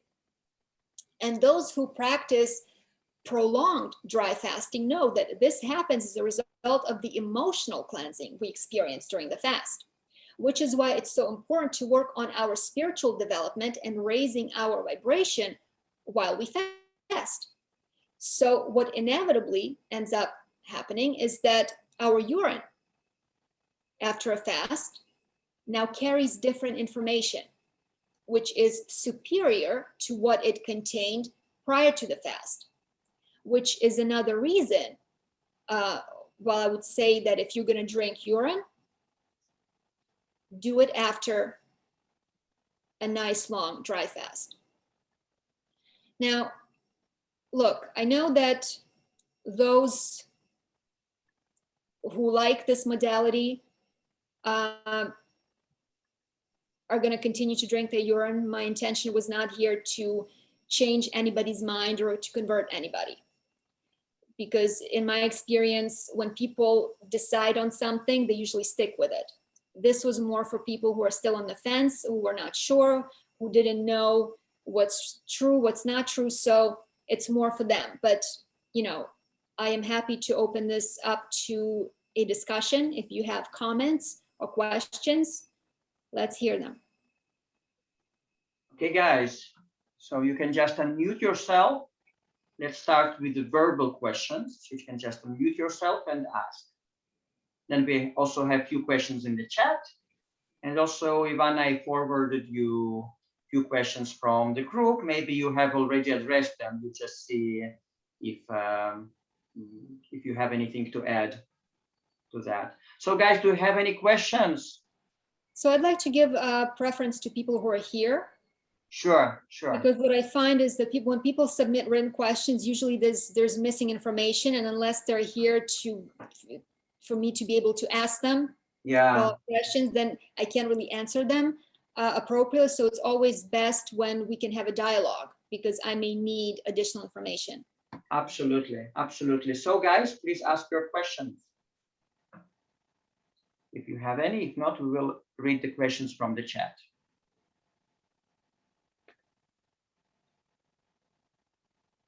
Okay, Ivanna, so let's read the questions from the chat. I'm going to open it. Well, I want to because there's a question, I'm looking at it. All right. Okay, good, good. So the person says, I am honestly on the fence about the subject. I have read and studied a lot about kidney filtration, so this does make sense to me. But I have also heard a lot about the spiritual benefits and have seen people that seem extremely versed on it getting even greater results. Are there any points, according to your experience, that can be salvaged? Applying urine topically and getting superbly glowy skin, or enemas? Okay, so this is important. Now, putting it on skin, okay, like I said, it does break down keratin in the skin. It does have that quality, and it can also help with fungal infections, and it can also retain moisture. But remember, the way urea works is that it pulls moisture from the deeper structures in the cells.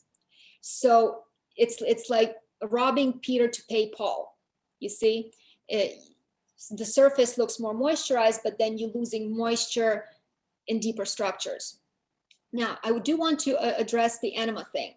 They're saying that old urine expels parasites. Sure, because it's toxic.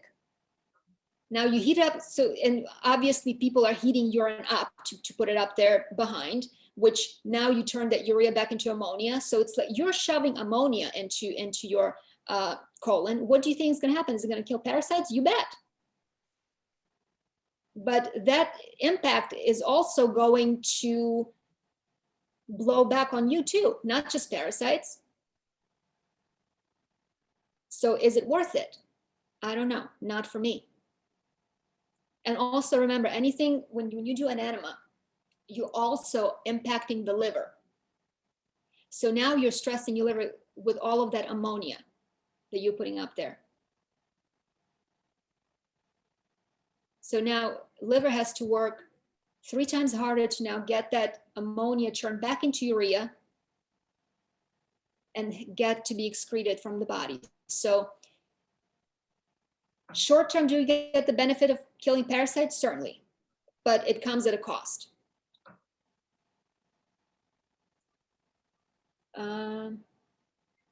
Any other questions? There is an interesting question here from Raju in the chat.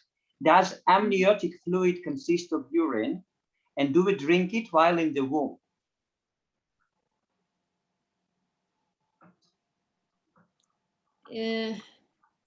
It's like there's I believe, and I don't know the exact correct answer to this, just to be fully honest with you. There are some elements that cross over because there's these intermediate sort of stages of urine that are, when it's not exactly urine, you understand? So part of that is contained in the amniotic fluid. So do you drink it? I mean, I really actually don't know. I don't know. I'm gonna have to look this up, but it's an interesting question. I'm actually now I want to know. Good. Okay, guys, any more questions? I have a question that somebody asked. Yeah. That I want to, and I don't know if this person is here. I would really like to ask follow-up questions because somebody asked me if autism can be cured with dry fasting. And it depends. It depends on how old the person is. Up to about 5-7 years old, you can restore full neurological function of the brain. So you have to catch it early. After that, it's very difficult. You probably get some improvement, but not all that much. And of course, if you're dealing with children, then I would absolutely never, ever recommend dry fasting a child. Okay, yeah. Please do not. Ivanna, by the way, we have this person here. Her name is Okay, Desiree. so can they talk? Desiree, so you are welcome to unmute yourself and actually have a discussion. She says he's 18. Desiree, but please unmute yourself and give us. Yeah, I'd like to talk to this person.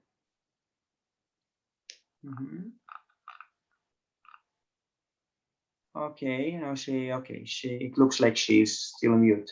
So I'm asking her to unmute herself. So is this person herself autistic? Is she talking about herself or somebody she knows? No, probably it's someone else she knows, but okay. Anyway, type it into the thing because I need more. I can't go off of this information. I need more information. Yeah, she says my son. She says my son. All right. So at 18, the person can definitely dry fast. Now, the important thing here is to unload the heavy metals, because there's a link between heavy metal toxicity and autism. And of course, heavy metals go hand in hand with biofilms and parasites. So there's work to be done in detoxification, in removing the metals, getting rid of parasites, biofilms. Also, electromagnetic frequencies. These people are more sensitive to electromagnetic frequencies. So when there's a sun flare, when there's, if you're living close to a cell tower and stuff like that, those person's symptoms will be exacerbated.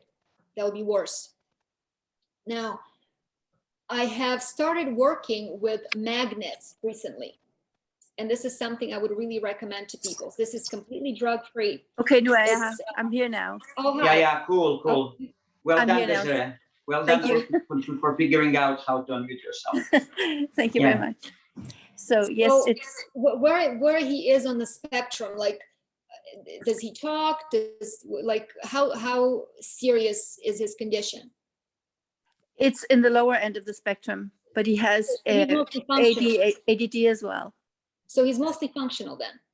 Yes, it's mostly functional, and Yes. but he has ADD as well, which Okay. All right. Yeah. So again, I would go into the metal detox. I would Yeah. go into biofilm detox. I would use magnets. There's the biomagnetic science is at least 3,000 years old and is extensively used in Asia, and it applies magnets to rebalance the charge of the cells, because to detox and heal, our cells need energy. And when we're depleted, and somebody who has autism is going to have horrible adrenals. So that's another thing you have to address.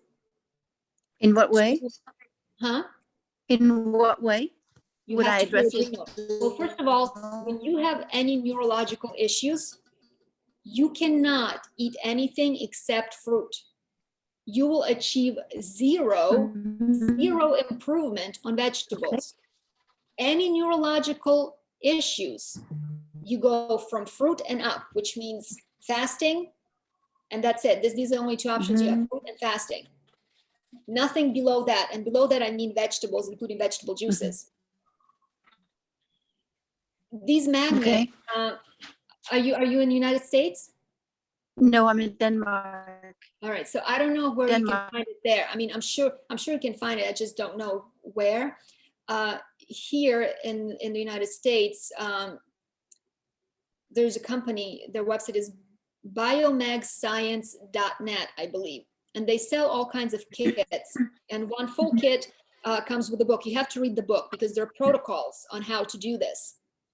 And you can also go and get biomagnetic treatment at like a spa or a health center. But the problem is that it's not effective, because in some conditions and cases, these magnets have to be on 24/7.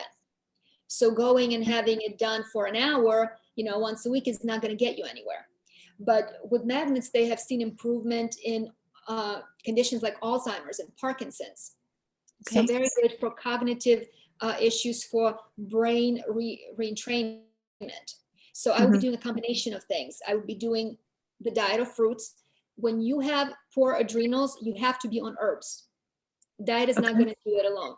Maybe even glandulars, but I would have to see the person's eyes to see what kind of situation he has with his adrenals versus his hypothalamus and pituitary. He tends to have dark circles under his eyes. Well, that's adrenals, but the question is, because adrenal insufficiency can be primary or secondary. Primary is when the problem is with the adrenals themselves. Secondary is when either hypothalamus or pituitary are slacking and not signaling to the adrenals to do their job.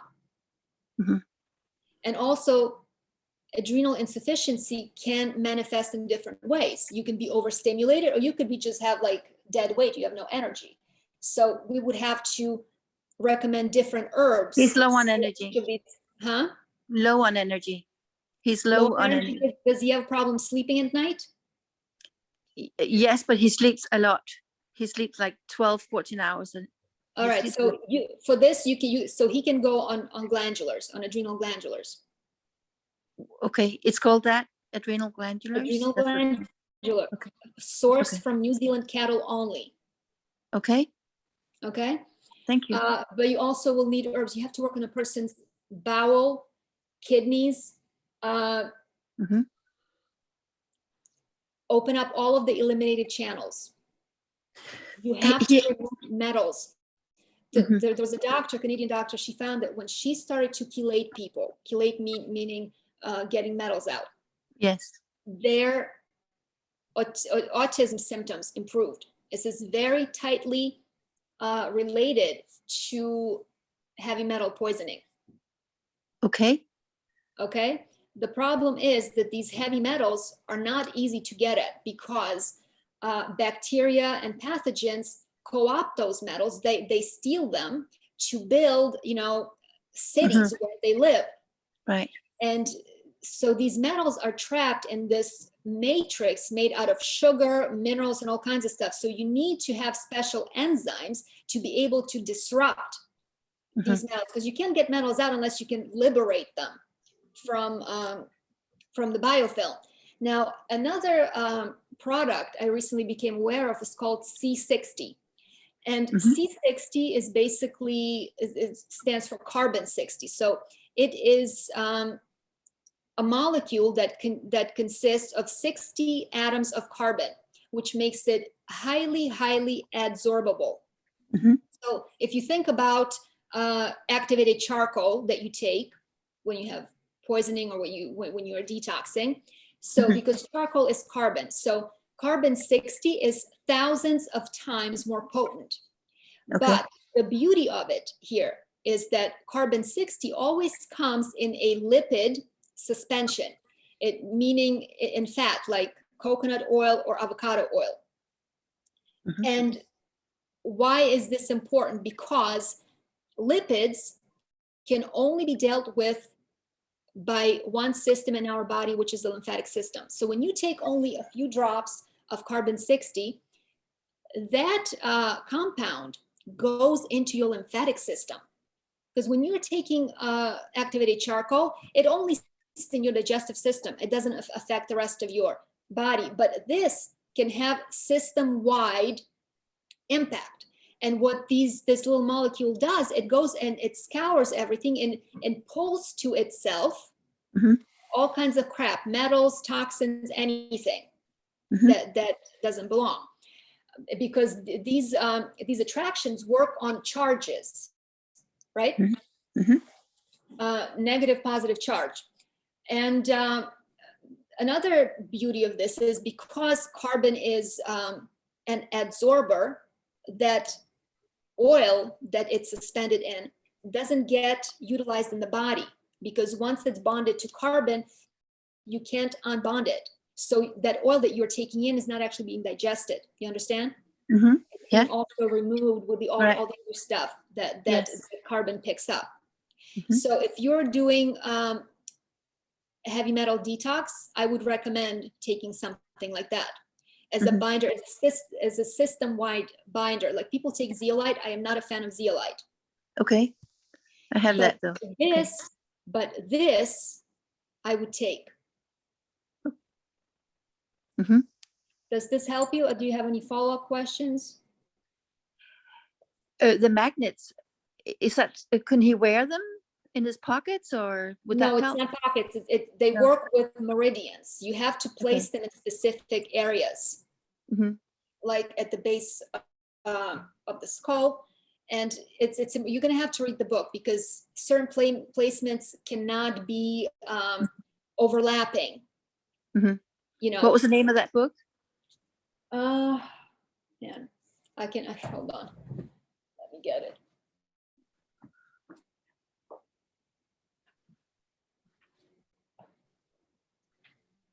Okay, so it is by Peter Kolish, and it's called Conquer. I don't know if you can see this. Yes. Yeah, we can see. Okay. Yes, perfect. Thank you. So, yeah. I don't know if they might ship to you, but you might be able to, like, if you were to find these biomagnets, go to, the equivalent of a Chinatown. I don't know if you have communities like that in Denmark, because this is the modality that's very heavily used in Asia, and it originated in Asia. So they're familiar with it. But what this book does, it explains to you where to place things, because you cannot put a negative polarity where you should put a positive polarity, and vice versa, or you're actually going to hurt yourself. So it's not just about putting magnets anywhere. It's about placing them in specific areas and for a certain duration of time, and then switching things up. So, but for me, it's been extremely effective. Okay. He eats very healthy. And what's very healthy? Well, he's very concerned about what he eats, and he only eats once a day. Well, you're not enough fruit. Probably I need not to know enough. specifically what this person eats, because your idea of very healthy may not be my idea of very healthy. No, that's true. Yeah. But he doesn't eat a lot. He's very slim, and well, and then he eats only once a day, so he gets a lot of. Is that healthy to only eat once a day? I'll tell him to eat more fruit. You still did not tell me what this No. child eats. Well, he eats a little bit of Greek yogurt and. No. Fruit. But First no. of all, dairy. Mm. You want to keep all of that garbage trapped. Keep Okay. eating dairy and make Okay. lots of mucus, which is where Okay. the biofilms make their home. Okay, so he should switch to just fruits. Fruits complete there. Yeah. When you have Okay. neurological issues, you have no wiggle room. Wow. Okay. And it's a Fantastic. matter of how That's good much to know. you want to get better. You cannot regenerate Okay. nerves on vegetables. Vegetables don't have enough angstroms of energy. When Okay. you are eating food, it's not about calories, it's not about vitamins and minerals, it's about energy. Okay. How much energy are you bringing into the cell to make it vibrate at the required level for health? Mhm. Vegetables don't do that. They keep status quo. They're not going to harm you. They're great if you have no Right. problems. But if you need to regenerate nerves and you're eating dairy, Okay. No, you're absolutely right. So pure fruits and he can eat once a day. I don't have a problem with that. okay, good. I'll tell him. It's about what he eats. Yeah. Okay. So adrenals, you were saying to take also some herbs. Well, you have adrenal herbs. You need herbs for kidneys. Like we talked today, kidneys eliminate systemic waste. If you cannot eliminate the garbage, you cannot get better. Right. And if he eats yogurt, his head is all backed up. People who eat dairy have a very, very hard time detoxing the head. You have to detox the bowel. Yeah, he talks about brain fog. So you're right. Of course. Yeah. No surprise there. But you cannot detox the head until you address the transverse colon. The two are connected. You cannot drain anything from the head until you've cleaned out your transverse colon. That means you have to be on herbs and binders to clean out the gut. So this is a big job. This isn't like you're just going to keep living your life the way you live and you add a few things here and there, supplements. That's not going to get you anything. Right. Can you say anything about how long after he would start this proper diet of? I cannot, because it depends on the state of his lymphatic system. It depends on the state of his genetics. Everybody's different. People who have stronger genetics tend to detox faster. People who are really weak and who inherited chronic lymph are going to take much longer. There are no two people that are alike that you can say it's going to take this long. You cannot. I bought us an infrared sauna to help him detox. No. Can you tell me? Throw it away. You want to microwave your kid? That's what it's doing. How does an infrared sauna warm you up? It does not produce ambient heat like when you're sitting in front of a fireplace. No, what it does by speeding up your molecules from the inside out. And it actually operates like a microwave does. Dr. Moores was showing pictures of a woman who had breast cancer, and she went to Europe to do the infrared therapy. And she used to have large breasts, and they only used the red light on the one breast that had tumors. It dried her out so completely she had no breast left. The woman looked deformed. Where she had one breast that was normal size, like a C cup, and the other was flat, and she had no surgery. It was just the light. This is what it does. Imagine if you have acidic waste that is sitting around your cells, and now you go and you hit those cells with radiation. What happens when you radioactively fry that waste around your cells? What good does that do you? Absolutely not. Throw it away. Okay. Or Thank you. Get the money back. It's please, people, for the love of God, do not use infrared radiation. Okay. Thank you very, very much. Excellent information. Thank you. You're welcome. Okay. Okay, so Noah Lakshmi is requesting, could we please stay on the subject of urine therapy? Do we have anything to extend about that? Well, if people have questions in urine therapy, yes, but if they don't, what are we going to do? Sit here and twiddle our thumbs? Yeah, okay, now Kavita is asking, is there a test to detect heavy metals? And then another question from the same woman, lettuce or greens, okay, for ADHD kids? Lettuce and greens are okay for AG and for ADHD, but ADHD again is a product of metal toxicity. And you can go back and listen to the webinar I did on metals and explained which metals cause that. Aluminum is one of them. Now, what was the first question? Test to detect metals. Yeah, test. The best test to detect metals and other minerals in your body is going to be the hair analysis. It's not going to be blood. It's not going to be urine. It's going to be hair analysis, because it's going to give you breakdown year by year. How, you know, what it can actually tell you if you had metals showing up when you were exposed, because of how the hair accumulates chemical information. So that would be the only one I could recommend for metal testing. Okay. Now, Noah Lakshmi is saying that she has a question. So, Noah, please unmute yourself and ask your question. You're very welcome. Yes. Can you hear me? Absolutely. Yeah. Okay, Ivanna, thank you so much for this webinar. It's so epic. And as a Dr. Morse practitioner myself, after seeing Tuche's webinar and going deeper into the whole subject, and I actually started experimenting with myself, and everything that you said, it makes perfect sense.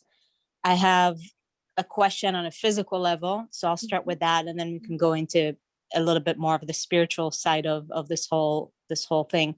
So on a physical level, the Orin therapy practitioners and advocates, they do talk about lymphatic waste and even cellular waste, and they say that the colon is responsible for the removal of that. And why would the creator pretty much create two, one waste removal from the front, one waste removal from the back? So I started thinking like, okay, well, I see both sides, basically the kidneys filtering both blood and lymphatic waste. So hypothetically, and that's what I would love to hear your insight, what if the original plan of the creator was for the colon to remove waste, but because pretty much 98% of people's colons are in such bad shape that the kidneys actually started taking the main job of the colon. And once people start cleaning their colon more, then the kidneys actually get relief and things start functioning better. So what would you say about that first? Well, I think it's an oversimplification. First of all, you have to look at the fact that there are different types of waste. For example, right. You have waste that gets lodged into your lungs. How do you remove it? You don't remove it from urine by urine, and you don't remove it through the colon. You remove it by hacking stuff up. So there's more than one type of waste that is being created in the body. Therefore, there has to be more than one way to remove it. Yeah. Correct? Now, yeah. Now, if we're going to talk about the creator, then why would creator create a system where the body works so hard to keep pure and filtered a substance that it throws away? Yes, I definitely. What is the point of that? Because where does the urine go? It's not held in some golden satchel somewhere in our body. No, it's excreted. What's the point of that? Why work so hard on something you're going to throw away? Yes, I agree. Again, it's such an interesting topic. My question to you, so would you say that people that are seeing magnificent results, and I've been reading a lot of literature and really incredible cases, so yeah. Would you say it's pretty much the same thing with supplements, that people can see results, yes. But then yes. Actually in the long term, it It's called the backfires. placebo effect. Right. It's called Yeah. the placebo effect. If you believe something enough, it will work for you, no Right. matter what. You have to understand something. Our whole reality is a placebo effect. The Right. world you perceive around you is not real. It's your hallucination. So people who do have enough conviction, anything will work for them. You understand? Yes. Yeah, for sure. But if it's like you and I, where we're not sure, we see like that cannot work for us. It has to be 100% conviction. Do you understand? Unwavering. Then it will work for you. Absolutely. Yeah. Well, thank you for that. And I agree with you 100%. I've been experimenting on my hair, and I would say that my hair is definitely better. Just leaving it on my hair for about 30 minutes to an hour, and then I rinse it. I have an herbal rinse that I make myself, and my hair has definitely become softer and more and shinier. Yes. Yeah. If anything, I would be more for topical application. Yeah, me too. Because of the urea and some other things. But once again, it's highly contingent upon your diet. If you are eating yogurt, if you're eating eggs, meat, God forbid. Yes, and I'm glad that you touched on that, because that's the key. Because urine composition varies based on what we put in our body. It's not always the same. For sure. So if you're taking hormones, if you're taking medications, please, I beg of you, do not drink that stuff. Yeah, and they do say it in the literature, some of the things that I've read, that if you are taking medications, it's better to not drink your urine. Okay. If you're eating meat, do not drink your freaking urine. Yeah, I agree with you. You have to be raw, fruitarian, and so on. Like I said, like you have to be on a fasting. Your body has to be so clean. But you have to understand another thing is that it's not just about the things that we put in, like we inhale things. We live, unless you live really pristine lifestyle, it's hard to keep, your plumbing clean. Yeah. Is it possible? Yes. I'm not saying that it's not possible, but there are a lot of caveats that, that have to be considered before you can say yes. So it's not like this is a yes or no question. It is a yes if all of these conditions are fulfilled. Yeah, I appreciate you saying that, because I agree with that. Okay, so last thing on a spiritual level, and it goes way back to Hindu tradition of Shimbalu. I don't know if you've read about that. And they actually practice drinking urine for spiritual reasons. That's it. There was no talking about health benefits or anything like that. It was just for spiritual benefits or spiritual awakening. Not to say that that's the only way to awaken spiritually, but what if, and you mentioned that at the beginning, there's a lot of things that we don't know. So all the scientific facts that you presented, which are, in my humble perspective, 100% true, just again, as a doctor, Morse practitioner. But what if there's another level to our existence that is that much more mysterious? And that's when we go into the deeper spiritual realms of healing and regeneration and awakening. Look, obviously there are different levels to our spiritual experience always, but here's what I know based on, and I'm a spiritualist for most of my life. I mean, since I learned how to walk, this has been a part of my life. I'm a officially trained psychic medium. I'm a channel. I have out-of-body experiences. I have psychic experiences. This is my life. So I have a little bit of knowledge. I communicate with extraterrestrials. So here's what I do know. When we elevate to higher level of experience, we tend to separate from the body, not to become more engrossed in its fluids and other components of it. You understand? Yes. When you communicate with extraterrestrials that are much more evolved than us, but still have physicality, they only consume, let's say, liquids. You understand? But those that are on a higher level, they don't consume anything anymore. They just directly absorb energy from the source, where there is no elimination. So from my experience, if you are really elevating your vibration, you are moving away from the body. You're not going deeper into it by consuming your own fluids. You see what I mean? Yeah. It, to me, just doesn't make sense. To me, that would be regressing. Because if you're truly spiritual, then you can, this is why, you know, we look and admire people who are breatharians, who Right. really do live that lifestyle. When you don't need, when your body doesn't need to eat or eliminate, then you've moved to a certain level of density. But doing things like drinking urine or eating food keeps you more dense, you see? Mhm. And spirituality means you becoming less dense, you're stripping layers away. So in my opinion, drinking urine actually keeps you stuck in the lower level because you're not allowing yourself to move away from the body. Okay. I don't know I if was that makes sense to you. I was curious to hear your perspective. So thank you so much. You're welcome. Mhm. Okay, thank you so much, Ivana. And then Ido is asking, could you ask Ivana's opinion on COVID? So Ido, if you want, you can just unmute yourself. I think it's a very big subject. So what's Just say opinion on COVID, like, well, what does it mean? What about it? Yeah, Ido, just unmute yourself and please clarify this question.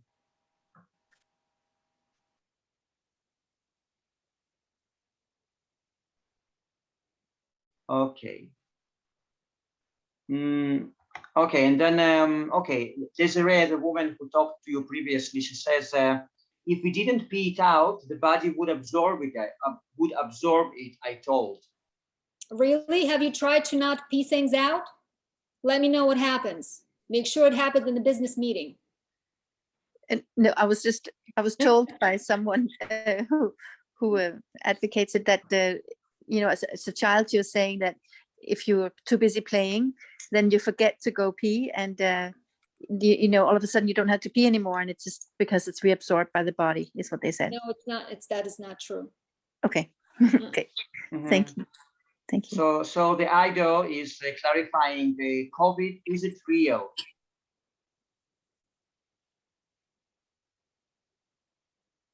Where did it come from? I don't know where it came from. My understanding is that, you see, choices have consequences. When you pollute the body, you pollute the environment, you destroy habitats for animals that are usually the hosts for these types of virals, and then they migrate into our vicinity, and our bodies have no ability to fight them off because we have basically been treating our bodies like a garbage disposal, and we're putting chemicals into our body. So yeah, rampant antibiotic use. Virals are not real things in a sense. They're not like bacteria. If you read up on virals, there's a theory that actually posits that virals are endotoxins of our own cells. And when our system becomes so overburdened that it has nothing left to fight, it's like a program. It's almost like a self-destruction program, where now it's like to see if you can survive this. If you still, if the body's still strong enough to survive this, then we can keep going. Or if not, then we decide this is the time to go. So in my opinion, there's a spiritual aspect to this. I had channeled some information about this when COVID actually just happened. And we can't say this, by the way, we have to be careful. We cannot say this word on video, because you say it too many times, they'll pull the video off YouTube. So it's a thing. So just be aware of that. Is that we are in the process of refining our frequency, because the Earth is constantly shifting into the higher orbit vibrationally. And those beings that have not synced up their frequency, that is out of sync with that new level of awareness, they're going to find themselves experiencing static, experiencing interference of all kinds, not just illnesses, but also, you know, breaks up and disruptions in relationships, work-life situation and stuff like that. These are signs that there's some things happening in your vibration and there's resistance. So that gives you a choice and opportunity to basically pull yourself up and bring yourself up to speed. If not, then you sort of drop off the face of the planet, because there's constant sifting and separation of energies that is happening. You see, the thing about energy is that you can only interact with those people that you're on the same vibrational frequency with. If they're here, you're here. You miss each other altogether. You literally do not exist in each other's space. So, and this is why people are seeing so much death. It seems as if these people are dying, but they're just in a different vibrational space where you no longer can perceive them.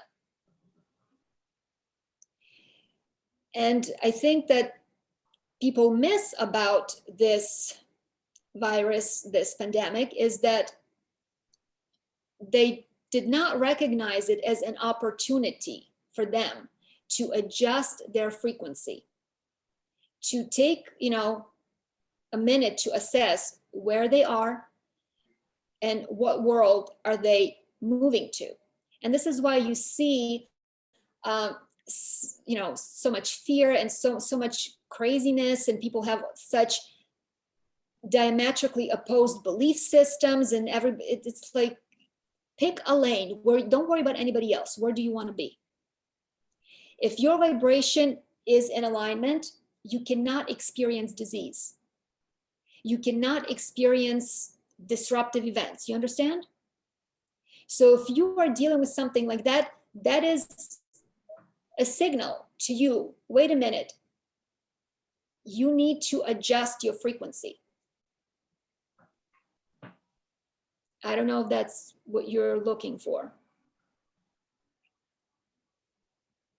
Okay, so this guy continues how to cure this virus and what is the future looking like.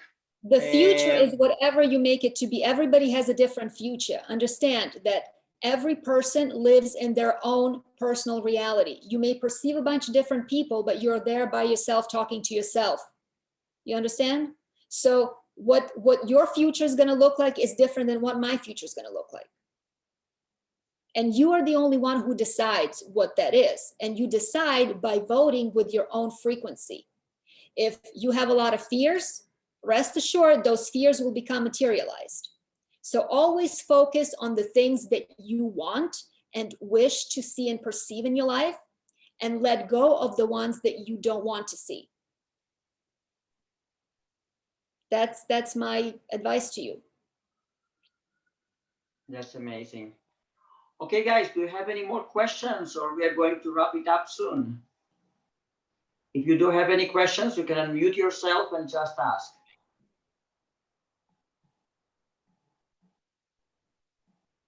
Okay, Ivanna, so I will ask you towards the end now, I will ask you our standard question. Could you please tell us about your services, how people can reach you, what kind of help you could provide to them, etc.? Well, I am a detox coach, but I do both physical and emotional detox. I help people develop their psychic abilities. I help people recognize how they're creating obstacles in their lives and how to remove those obstacles and get on a better track. So I also do iridology. I mean, what don't I do? I do a lot of different things. It's hard sometimes to put it all under the same umbrella because they might seem like they're different, but it's about addressing the individual as a whole: mental, emotional, physical, and spiritual. And I do all that. So if you are looking to have your eyes read, or you're looking for a detox protocol, you can contact me about that. If you want to recondition your responses to cravings, you have addictions, you have trauma that has not been released, things and events in your life that haunt you, I can help you release that very effectively and quickly using NLP techniques. And I can help you develop your energy body. I can help you become more psychic. I can introduce you to your spirit guides. I can help you become more aware of that portion of yourself. So it all depends on what you're looking for. And I love it all. It's my passion. Amazing. So guys, we'll put all the contact information of Ivanna below this video. Meanwhile, we got few really nice feedbacks that it was life-changing, etc. So Kavita is asking, do you work with children? It depends on the age. I don't like young children. Not that I don't like them. It's just that I get nervous because, you know, because they can't really tell you what's going on and stuff like that. But like if they're like 7 and up, not a problem. Okay, cool. And okay, meanwhile, there is another question from Ido. Any advice for someone who got blood clot in a leg while on dry fast 9 days? Yeah, I would stop dry fasting first, right? Because you need to thin the blood, and dry fasting thickens your blood. That's what it does. And also dry fasting is contraindicated for people who tend to have thicker blood and who are prone to blood clots, just so you know, because that can be dangerous. All right. So just go on fruits thin your blood. You know, any omega-3s thin your blood. So eating things like even avocado is going to help thin your blood. And stay away from leafy greens, because of course vitamin K thickens and clots the blood. So stay away from that. Okay. Okay, guys. Thank you so much. Thank you so much, Ivanna. It was really thought-provoking and eye-opening. And as I said, we will put all the information of yours below the video. So guys, you are welcome to contact Ivanna. And yeah, she's the wealth of knowledge. So thank you so much. You're welcome. Thank you, Ivanna. Thank you, Arik. you. Bye-bye. Bye, guys. Bye-bye.